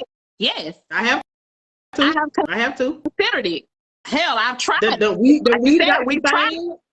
The took some things. Okay, he ain't got no. Okay, so I want to have a car. I want to have my own place to stay. I want to take care of kids. Which one of those Which one of those things that I really want him to have, that it push kind of show he ain't got the head. And the one that I came up with is he gotta have a car. Because I'm not hauling nobody. I'm not putting myself in no situation with a haul no fucking body. Not doing done that. You got to take care of your children, because I got a child. And if you're not gonna take care of yours, what the fuck you gonna do by mine? You feel what I'm saying? But when it comes to a place to stay, the rent high as fuck. You know, people struggling. Eggs is $20 a goddamn carton. If you got to stay with your grandma, as long as you ain't got to stay in my shit, I'm cool. I can deal with you staying with your grandma, your homeboy, y'all roommating. Not doing that now. Roommating. I deal with y'all roommates. You and your cousins stay together. You stay with your daddy. You know what I'm saying? Or you know what I'm saying? You on the couch, you on your home, you know what I'm saying? On somebody, your sister couch till you get on your feet. I'm cool with that. As long as I see you progressing. Some kind of way, as long as I see you progressing, I'm cool with it. So that's one thing I say. That's one standard that I have. I will knock off. If you ain't got to play to stay. You know what I'm saying? If you ain't got to play, as long as you ain't got to stay with me, I'm cool. But the other shit, I ain't gonna deal with no nigga ain't got no job. I ain't gonna deal with no nigga gonna take care of kids. I'm damn sure not gonna deal with a nigga ain't got no car. Fuck that. I want to ride your shit. I can't see at night. But I got bad eyes. Somebody else got to drive. My non-negotiables.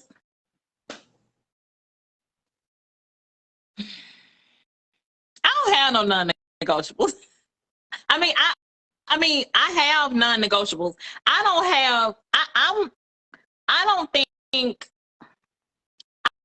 I don't think I'm willing to negotiate on anything that I ask for, because I don't feel like I ask for a lot. I feel like the things that I ask for are basic. I feel like they are deserved. I feel like it's reasonable and practical. And so I'm not willing to negotiate on any of it. As far as the things that you mentioned, as far as like having a car, having a house, I feel like those are basic needs. It depends on where you live. Like, we don't live in New York where you can catch the subway to wherever you want to go. We live in the South. You need a vehicle to get from point A to point B. You ain't in walking distance to me. Like, you're not in walking distance to your job. Like, you can't catch the subway or a taxi where we live. So you need a car. Exactly. Yeah. And as far as having a place to live, I'm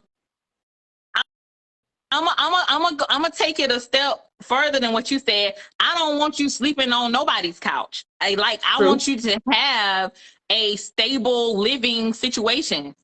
Right.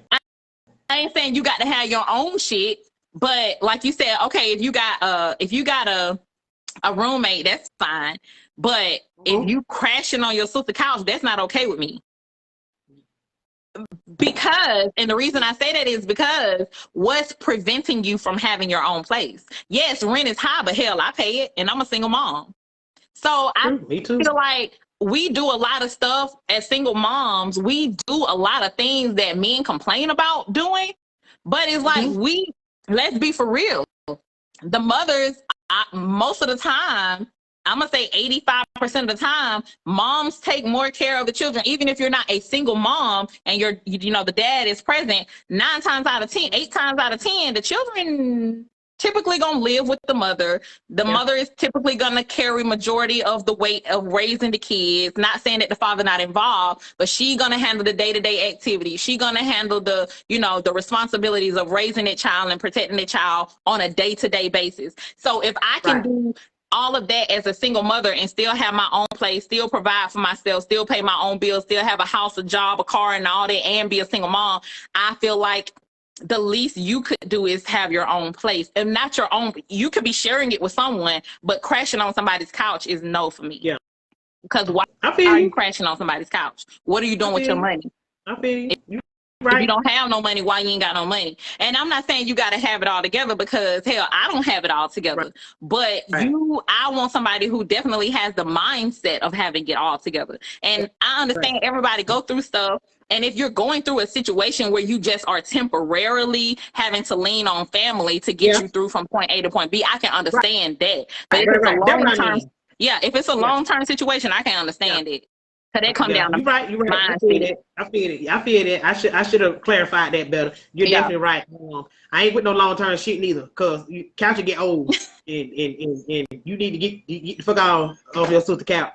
But if you own that mug temporarily, I can work with you. Yeah. If you making the moves to try to get your own shit, or we're dating and we've gotten to the point where we want to do something together. Now, if we want to put our name on something together, I'd really rather be married to you. But, if we decide to get engaged, we know we're going to be together. We know ain't no goddamn flipping and scripting and shit. Right. Let's go ahead and goddamn get this thing and see how we do this together. Then and we do maybe an apartment together or something, or maybe a condo or whatever together. And then, maybe in a year or two, we decide to marry, and then we're going to go ahead and say, okay, now we're going to put our name on the deed together. You know what I'm saying? So I can deal with that too. But, maybe you should. How long you been on the couch? Shut up, fool. But we just addressed that. But you're right. I definitely understand it. I understand it too. You need to be some progress made. Definitely got to be some progress made. Definitely. Got to be. Absolutely. And I think, as far as me, hold on. My battery was going dead. Sorry. I'm going back to what I was saying. You don't have to have it all. I'm not gonna make it seem like I'm expecting somebody to have it all together, because I don't. Right. But mindset is big for me. Yeah. Even if you're not where you want to, even if you're not where you want to go, I need you to have a goal and know what you want. At least know what you need to do to get there. Yeah. Definitely. I'm a help. Like I said all the way in the beginning, I believe in traditional roles, so I believe in being a helpmate. In any way that I can help I'm going to do that. I'm gonna show up for you in that way. Yes. But you at least gotta have the mindset to get there. Now, if you don't have the mindset, it ain't nothing we can do. Exactly. That you definitely hit the nail on the head with that one, because of the fact that any man, really, all men that don't have a clear path to where they trying to go in life, they don't need to be pursuing no fucking relationship, no guy. I agree. But they do. They don't need to. But they damn sure do it. If you ain't got a clear path on where you trying to go, where you see yourself in 3 years, 5 years, 10 years, what kind of plan you got for your children, what kind of plan you got for your own family, your immediate family that you decide to make, you don't need to be called no motherfucker about it. You need to be trying to figure out what the fuck you got going on. Yes. You need to be dating. I don't give a damn you do got a car. I don't give a damn you do got your own place to stay. You do not have a clear path of what you trying to go. Even if you're trying to clock in every day. Ain't that wrong with clocking in, don't get me wrong. Ain't shit wrong with clocking in. I don't like to do it. I do it, but I don't like it. That's one thing I don't like. But if you know that you want to clock in every day, working at Perina, working at Certainty, working at McLean, working at wherever is where you're going to be, because that's how you're going to get in, cool, no problem. I'm cool with that. But you need to have a direct path to where the fuck you going. I appreciate the 45 stars you sent. Y'all keep on dropping them stars on me. Y'all showing out today. I want to ask you about this right here. Because I had this whole spiel a couple months ago, about a month or so, about 2 months ago, about dating young guys. How young? Hold on, I gotta plug up. Hold on. Woo, y'all, it's getting hot in here. Shout out to Asa Allen. I see you, cousin. You supposed to came on here too. I'm gonna get you. Shout out to Jessica Pickens. Y'all also, if you don't know, if you any entrepreneurs that are watching or going to be watching in a little while, Predestined and Jesus, good dang. New Hope Baptist Church. Pastor J and Pastor K, Predestined, are having a second annual pop-up shop March 25th at the Elberton Civic Center from 9 to 3. If you want to participate, please reach out to Miss Jessica Pickens. Tables are $50. And you guys just reach out to her and let her know if you want to participate in the pop-up shop. Or if you just want to come out and just spend a few coins with the local Black business owners of Elberton and surrounding areas that decide to come. Also, you have 180 Athens Street, Hartwood, Georgia. Real's Elite Barber and Beauty owner Demetrius Hunt. Definitely got some good people up there cutting hair. Bakia Allen, Consistent Cuts. Mr. Mike up there. You got the ladies in the back. Danielle Hughes is back there. Quaisha Lewis is back there. You got Shonda is back there doing hair. You got Yobi on the nails. You got Krishan know your last name. I don't even know if I'm friends with you, but you got Krishan doing the locks and twists and everything. Y'all come definitely come out and show Real's Elite Barber Beauty of Hartwood, Georgia some love. And if you're looking for a house, I got a realtor right here on the line right now. Miss Ashley Anderson does real estate. If you're looking for any type of home, you want to know any information about home purchasing. All right, buying, go ahead, Ashley. Investing, all of that. All that. We talking about young guys. How you said how young? I was recently dating a guy, 26. I had this whole spiel about 2 months ago how I would not date no young dude because I felt like they're all immature, they don't know shit, they went behind the ears, and I just don't. But me being the person I am, the type of person that I got, I don't think I can respect a young nigga. But this one changed my mind a little bit. He changed my mind a little bit. And shout out to him. He know who he is. If he was watching at one point, but I don't know if he's watching still. But he has the mindset of a man that's twice his age. Very, very great guy. Don't have no kids. A mover and a shaker in the community. Doing a lot for Black youth. Doing a lot for Black people. Period. Where he's from. And I have a lot of respect for him in that era. When it came to he and I dating, I think he scared me. His age and the way he pursued me, and when I say he pursued me, and it scared me a little bit, and because of the fact that he ain't too long got a relationship. And I told y'all and I told myself several times, that's a no-no. And I cut him off. I cut him off because I don't think he actually told me this is what he wanted from me, but he was talking about a situationship with me. And he didn't exactly say he wanted that with me, but that's the way I took it, because I feel like if you ain't thinking it, why bring it up? He specifically said situationship. Kind of. He didn't say the word. He didn't say the word, but he was like, I want certain things a certain way, and I'm really not looking to be serious. Okay, so he said what he needed to say, and this, okay, you did right. You did right. You did right. In my eyes, you did right. I hate that I did it the way I did it, though. I should have communicated it to him. But I felt like, you're right. I felt like I've already done that. I've done that in the beginning. And we had already discussed how long I had been single and stuff like that. And had I, you know what I'm saying, had I not told him my expectations or what I wanted, then I probably would have said, yeah, I probably might have fucked that up. But when I told him and he already knew what time it was, I'm glad he told me. I thanked him for that. I thanked him for being honest with me and telling me, hey, I ain't really ready to be serious because I just got out of something. And I'm cool with that.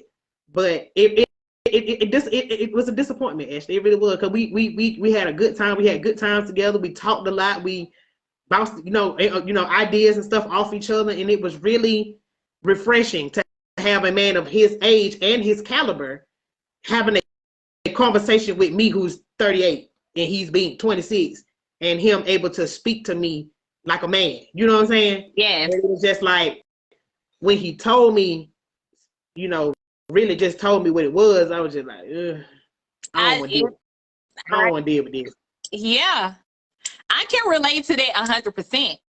Recently been in 2 similar situations. And with them being so, when we say young guys, with them being young guys, it's very much respected that they can not even articulate, but have the courage to come at you straight and direct like that.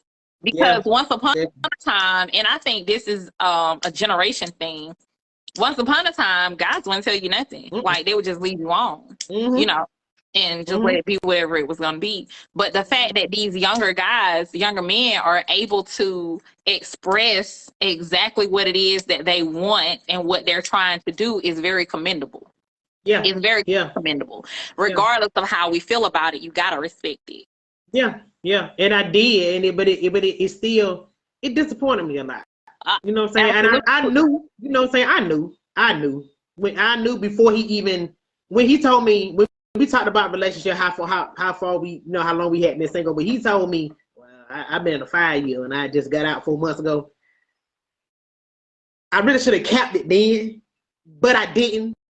Yeah. Because of the fact that we were having a good time, and I was just like, okay, well, we can be friends. You know what I'm saying? We can still hang out and stuff like that. But I knew as we progressed, I don't know about him, but I knew I was going to develop some feelings eventually.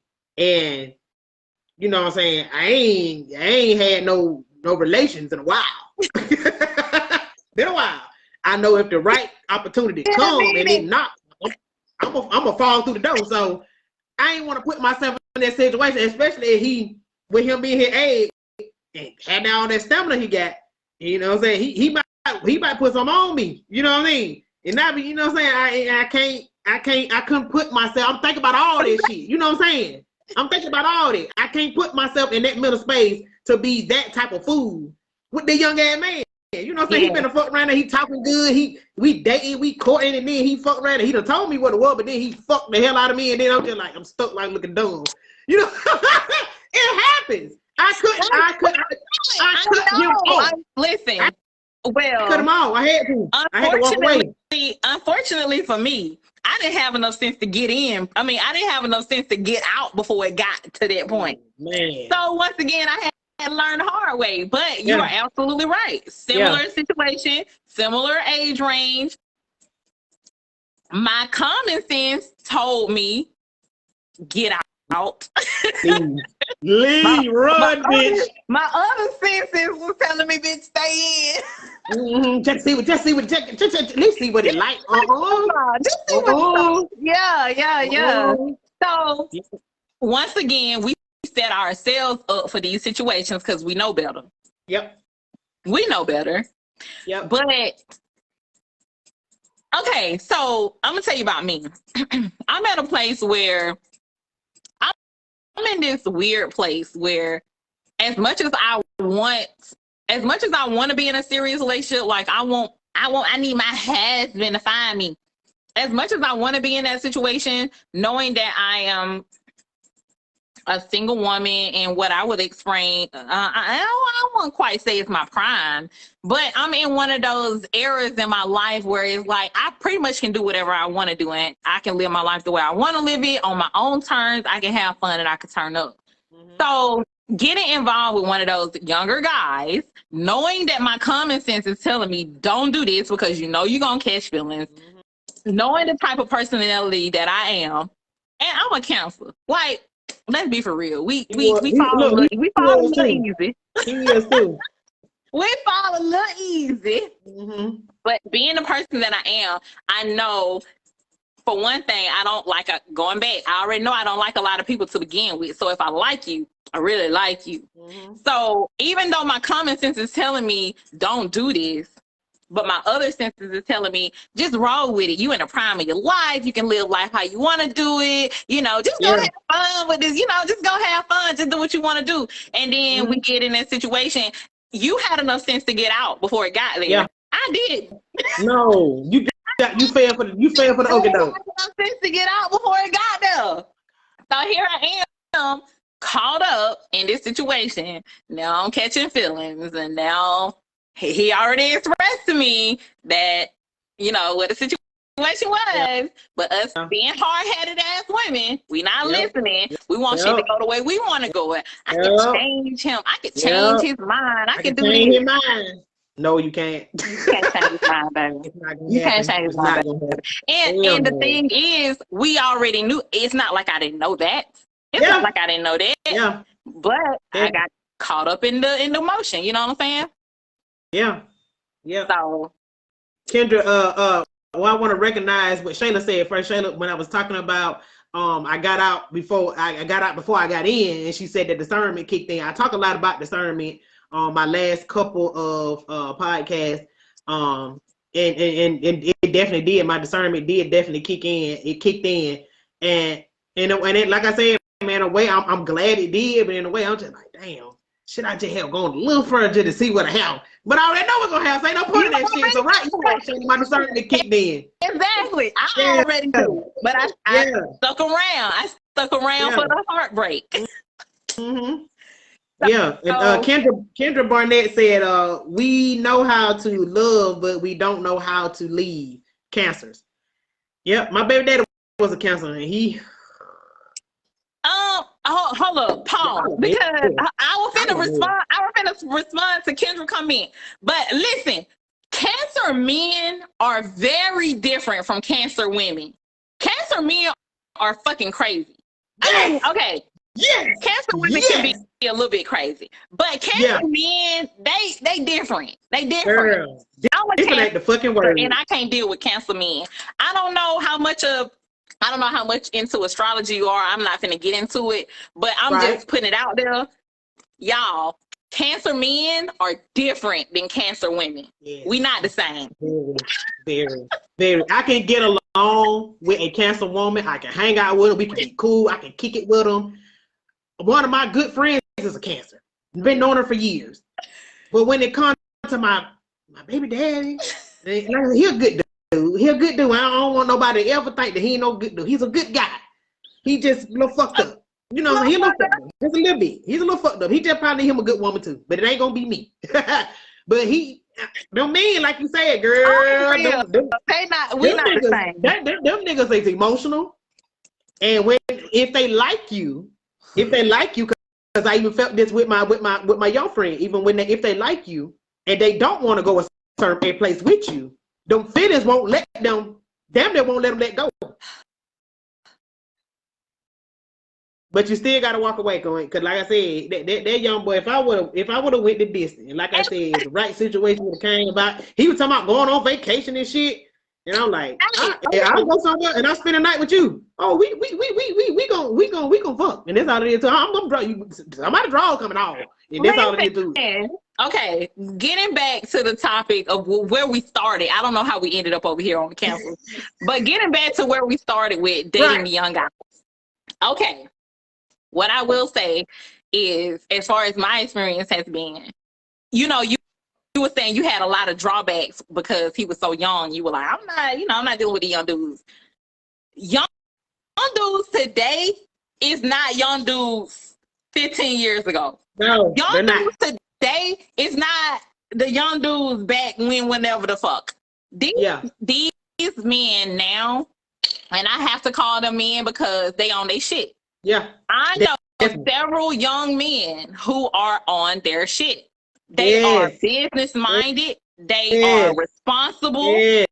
They are good fathers if they have kids. They are stand up gentlemen. Yes. And these are young guys. And when I say young, I'm talking about 30 and between the ages of 25 to 30.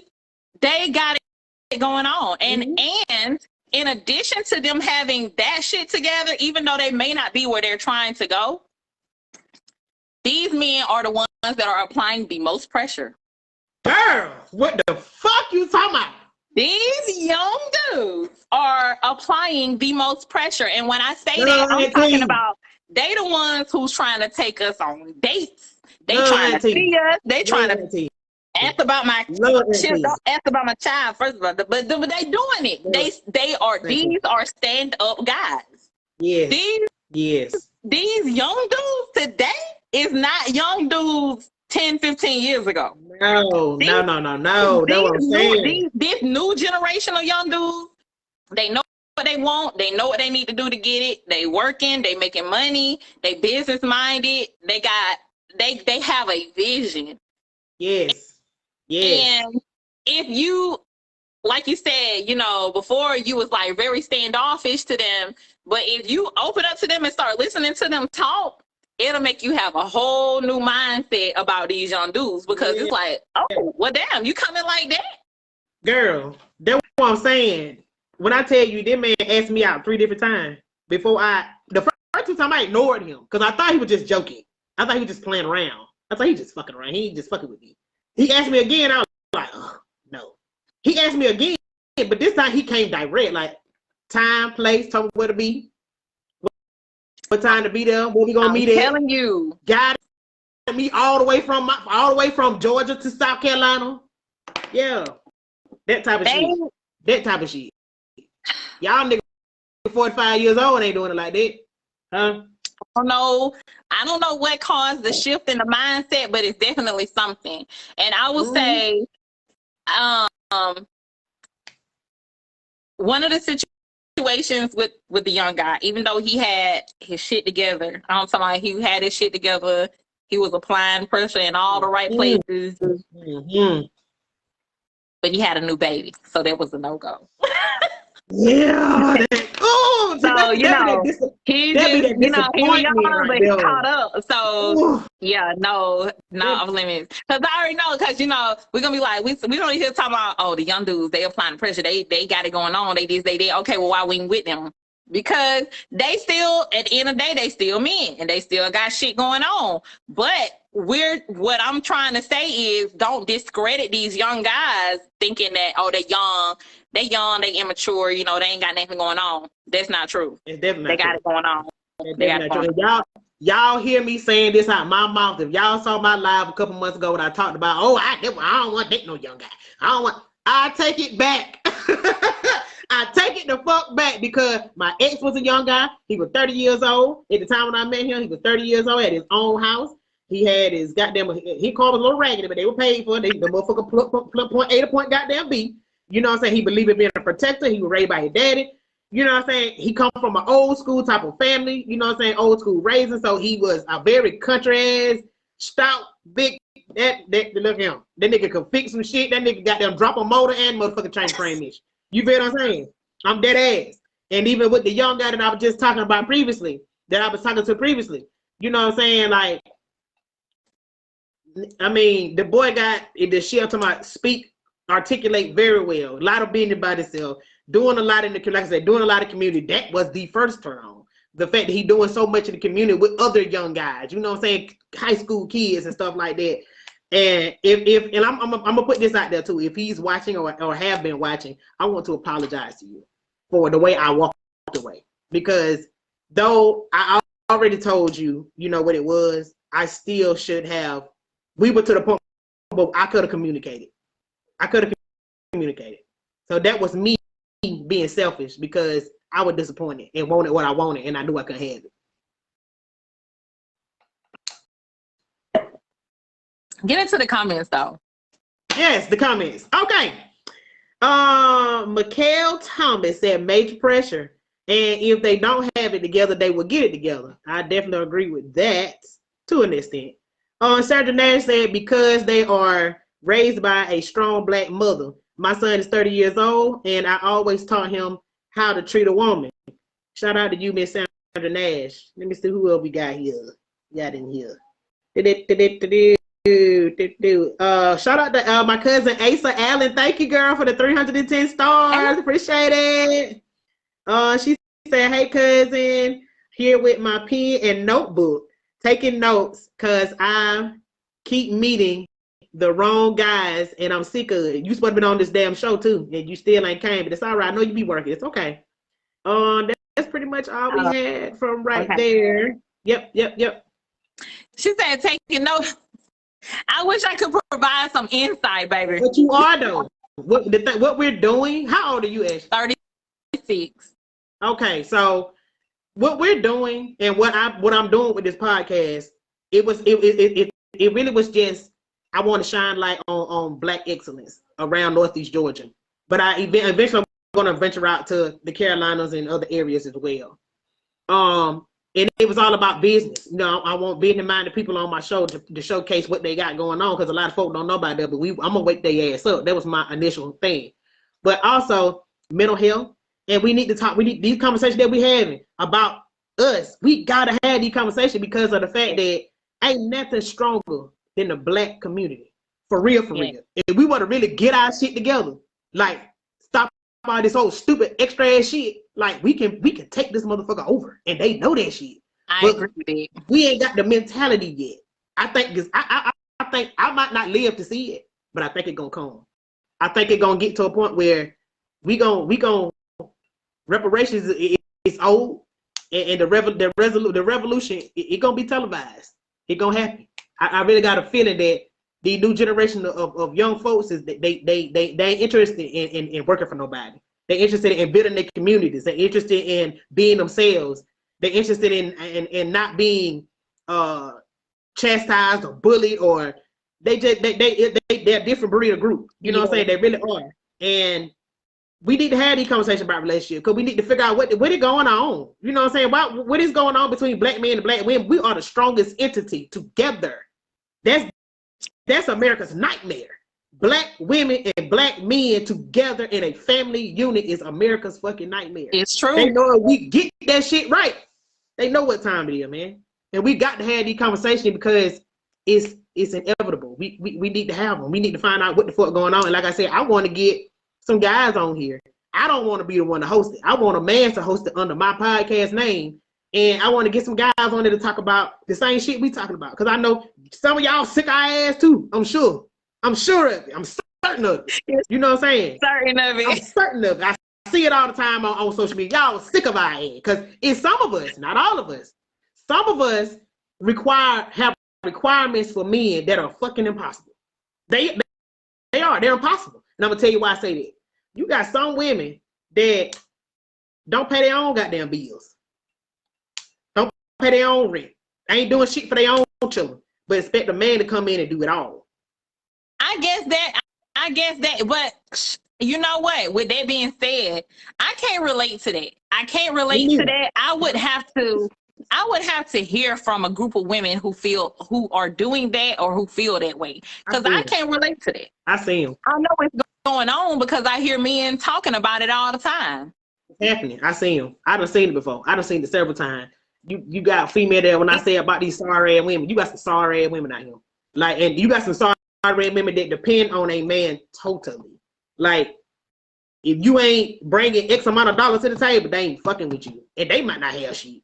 They have unbelievable expectations. Yeah. You ain't bought no $500 wig out your money, but you expecting him to buy you one. You ain't bought no motherfucking Birkin bag out your money. Not, we ain't gonna say ain't Birkin. We gonna say a Michael Kors bag. You ain't fucking paid for that. You ain't had no money to pay for no fucking Michael Kors bag, bitch. But you expecting this nigga to buy you one if he wanna fuck with you. You got some females out here using men, and they making it hard for us. I don't know if they making it hard for us. You know what? I can't say that they are making it hard for us because ultimately the men are choosing this.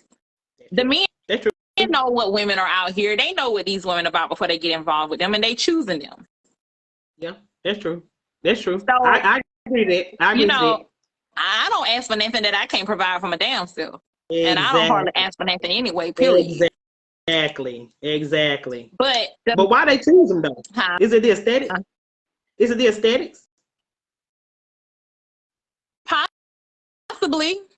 Because they know what's going on. Possibly. I feel like sometimes that has a lot to do with it. I feel like it's a combination of that and I'm gonna use the word popularity for lack of a better word, but I feel like the men, like the guys that I would want, or okay, so I'm gonna use myself as an example.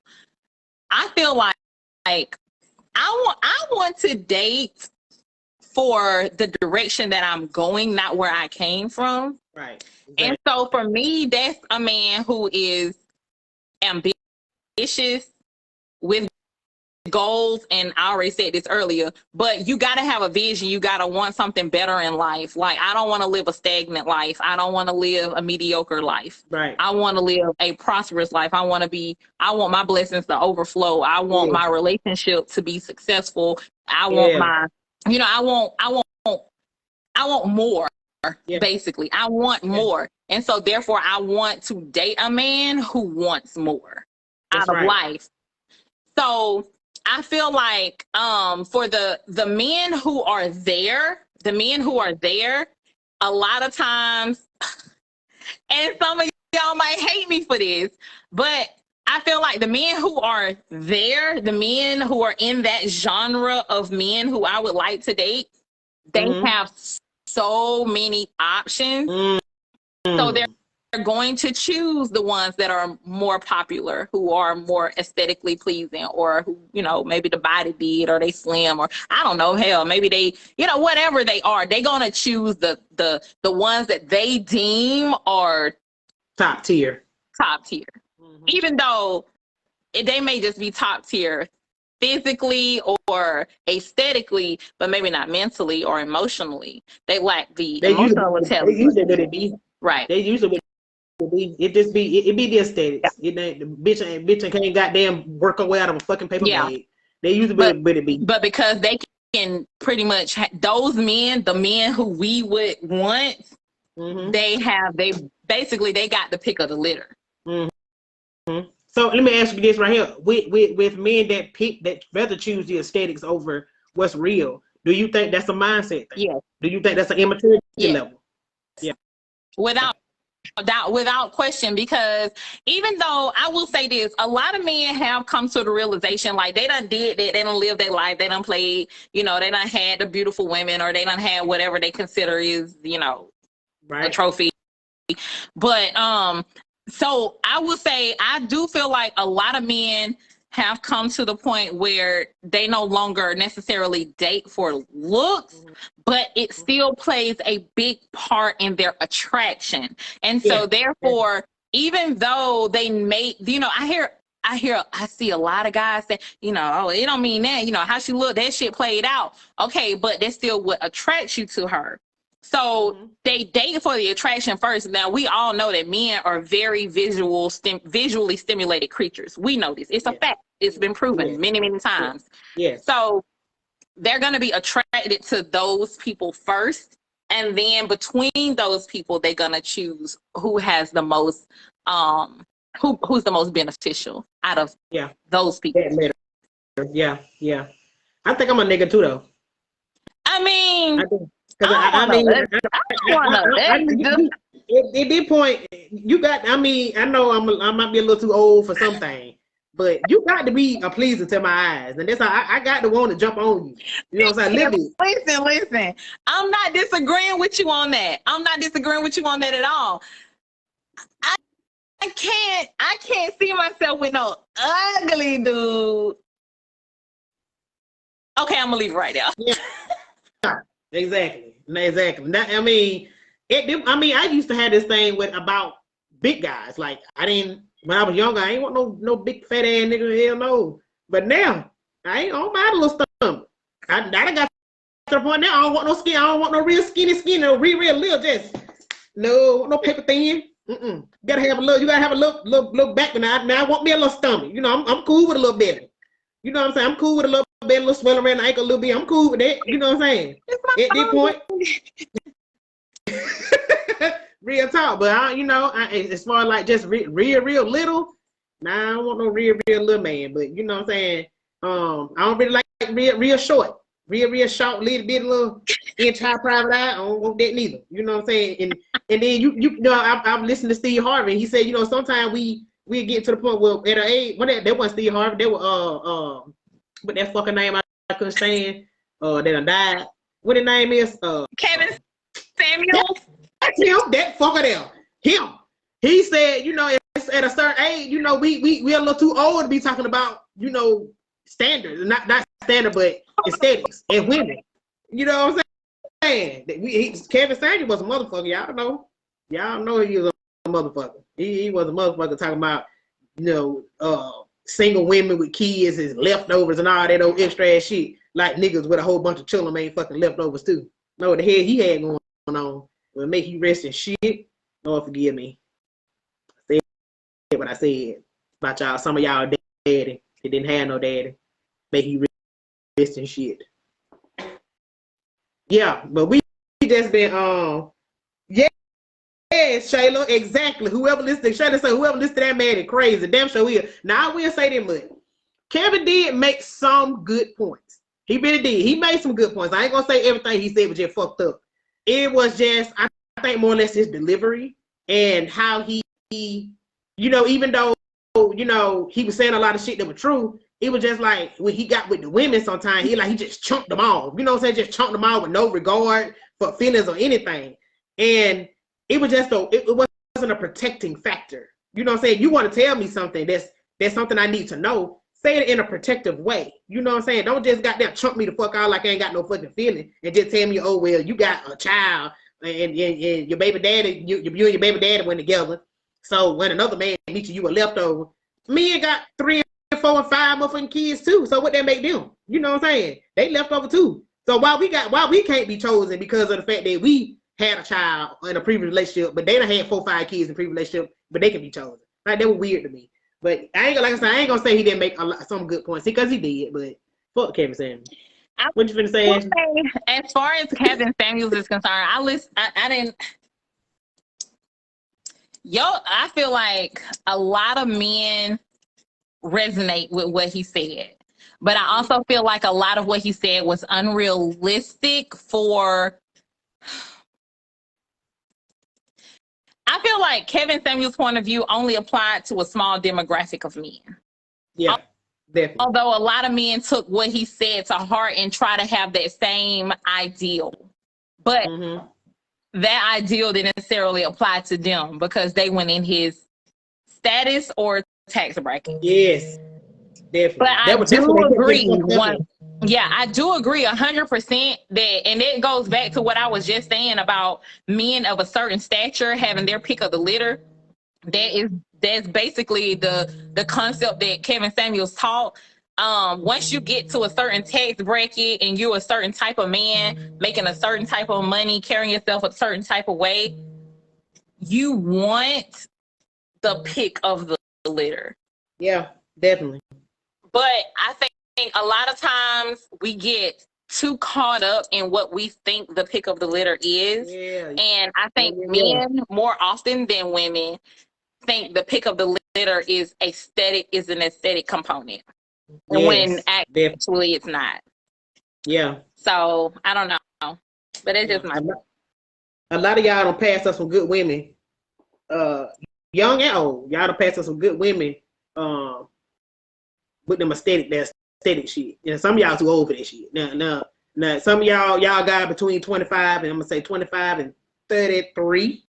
I'm gonna say you know y'all kind of still got some growing to do. So it's okay for you to grow in your era.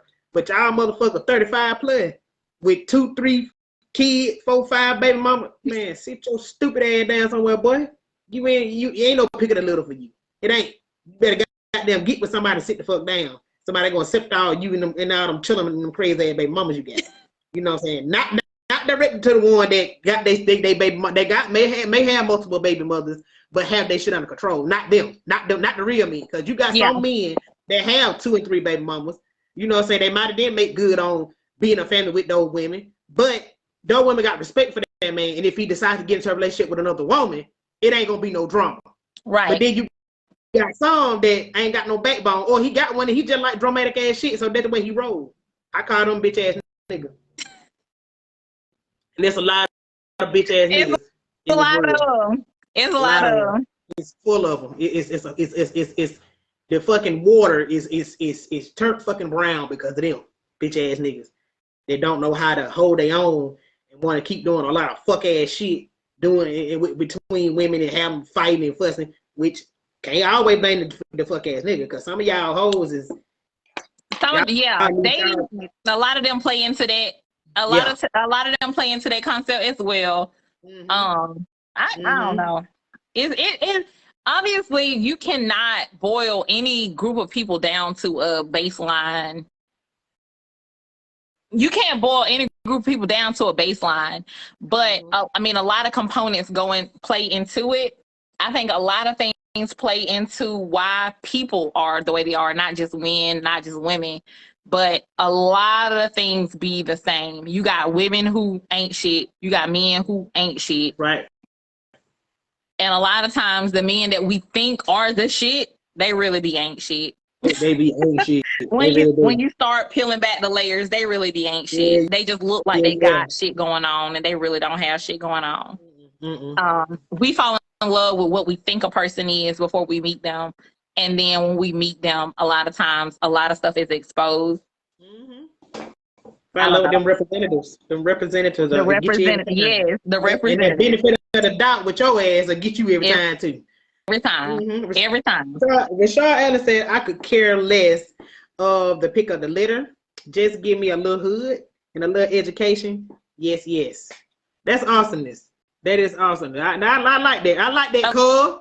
What you saying? A little hood and a little education. He want a little hood, but he want to have a little education too. That's right. Ain't that wrong with that. Right. Yeah, women should be held accountable. Definitely, Shayla. You are definitely right about that. Women need to be held. Yeah. I will say, and this goes back to what you had said earlier. You touched on it a little bit earlier when you was like, women are responsible for the way that these men think they can just have their way. I agree. Women do need to be held accountable, but how can you? I mean, how you can't. At this point, I feel like it's so out of control because everything is acceptable now. Everything is just socially acceptable. There's really nothing that's off limits. So once upon a time, it was shameful to be out there, or but now it's not. I mean, it is in certain viewpoints, but for the most part, nobody is looking down on you because you out there. Like, it's socially acceptable. Yeah, you got a lot of bodies. Right, that. So even though we want to hold people accountable for that, how can we can't? How can you hold people accountable to that? Yeah. It's a norm. It's some shit you did in your past, but you know what I'm saying, still. No, I'm talking about the ones who out here just doing it still, yeah. Some of y'all got caught up in y'all bodies and y'all had these children. Some of y'all got caught up in them bodies though. So you can't, you know what I'm saying, you gonna have somebody, don't get caught up in too many of them now. Goddamn. You don't producing all these babies. Y'all niggas too, I'm gonna tell y'all did too. Those of you that, you know, keep making these children name, you know, you ain't trying to stick around with your baby mama a little bit. You know you don't like that bitch. Don't go rowing her. Don't keep sleeping with these women knowing you don't like them like that. Don't keep sleeping with them, making them kids with them. Yes. That's something that a lot of y'all are doing. Y'all ain't thinking about, I need to try to make this shit work with this girl. You ain't making babies with women that you should try to make a family with. Y'all making babies with bitches that you attracted to. And then you fuck around and have a little hiccup. You know what I'm saying? You can't keep hicking up, nigga. And we didn't touch on this. But I want to make a quick comment about that. You know, even though both people, you know, two people in any type of situation, everybody need to be held accountable. Everybody is responsible for whatever go on. The one you are responsible for what you allow, right? And a person gonna do what you allow them to do. But at the same time, I feel like there needs to be a lot more accountability, because you have men who have these situations with their baby mama, right? And I've heard this so many times, like a man can go back to his baby mama anytime. Well, first of all, my baby daddy can go back to me. Mine couldn't either. My daughter 12 years old and I never. But you have these men who do still have connections with the children, the mother of their children, right? And they have access to her. But women tend to get more emotionally involved. Women are more apt to be emotionally involved with the man. But this man is not emotionally involved. So even though he's still sleeping with his baby mama, but he over here entertaining another woman, but now he's got this woman who's the mother of his children thinking they still have a connection that they don't really have. And he's done moved on to another woman. So men need to be held accountable for that. And I'm not saying that women don't need to be held accountable for that too, but we all know that women are emotional creatures. So I feel like if you're not going to commit to this woman who is the mother of your children, you need to cut off all engagement. Yes, definitely. Men will use that because they have access to it. And meanwhile, the baby mama is still having emotional connection to it, and that's not fair. She's in a very vulnerable position, being the mother of your child. So she still feels like there is a connection there, when meantime you just using her. So men need to be accountable for that. Yeah, I agree. But I say this too. Nigga show you your hand. Like my dad always told me, if you sit back, and he told me these exact words, if you sit back and shut the fuck up, my man will tell you exactly what he want from you. All you got to do is be quiet. And he told me exactly in those words, if you want to know a man's intention with you, shut the fuck up and listen. Yep. He going to tell you everything he wants you to know about him. He going to tell you everything you don't want to know about him. All you got to do is be quiet and listen. So at the end of the day, you know, some men do use their baby mamas and know that she still got emotional connection, but at the same time, bitch, you ain't blind either. You ain't no fucking fool, and you know what the fuck going on. So you know that man ain't fucking with you like that. If he got them come to your house Tuesday and Wednesday, then Thursday, Friday, Saturday, and Sunday, he ain't nowhere around, or he don't call you to the following week, then you know what time it is, man. You don't goddamn fool. Stop playing with yourself too. I just see it a lot. And so I know it's a thing. Yeah, it definitely is. Definitely is. We done been on this thing, actually, for real. It's time to go. It's time to go. It's 6 o'clock. It almost 6 o'clock, girl. I definitely want to thank you so fucking much for participating with me. Shout out to Satterfield as well. Hate that she could not finish this thing, because I know she had a lot to say, had some wonderful points. If I do decide to, which I'll probably do this again later on at another time, we're going to do some open discussions pretty soon. We're going to do some in-person things pretty soon. I got a lot done that I'm finna try to come up with other than just doing be in this thing. But I want to thank you so much for participating Thank you for with me. having Been on this thing me for so much. You are I enjoyed it. You are very, very welcome. I definitely been a pleasure meeting you and talking with you. I appreciate all y'all for sending stars, man. I appreciate y'all for tuning in. Shayla Robinson. When I get rich, I'm buying you a house. Hold me to it. Ashley, what I want you to do right now, thank you, Rashad. I appreciate that. What I want you to do right now before we get off this thing, go ahead and give out your social media information or your website. So if anybody got any questions about housing, or looking to get into a rental property or whatever, anything into real estate, let these people know your social media information. Okay. I am Ashley Anderson. I am a realtor. I specialize in residential real estate, meaning if you want to purchase a home to live in, purchase a home to sell, purchase a home to rent out, is that investments, flipping, if you want to buy and hold. Also, if you have a property you want to list, meaning you want to upgrade, if you're moving from one area to another area, I'm licensed in the entire state of Georgia. So holler at me. You can contact me on Ashley Elite Sales on Instagram, Ashley Sales Athens on Facebook. You can call me, you can text me, you can email me. I'm always available. Hometown Girl OC. All right. Shayla has a question. Shayla said, can it be in any location? The entire state of Georgia. All right. I'm working on other states, but at the moment, just the state of Georgia. Awesomeness. All right, y'all. We done did this thing for 3 hours. Again, I thank y'all so much for tuning in. I hope that y'all took some good advice from me and Ashley both. Y'all stay tuned with me, man. You know, I got a lot of more things going on next week. I got Jay Bate that will be coming on Friday, and Sunday I got Danielle Hughes. She'll be coming on to the Blackout Podcast with me as well. That's on Sunday. Jay Baker on Friday. Y'all tune in with me. You've tuned into the greatest, another episode of the Blackout Podcast, Single Ladies Edition, Part 2.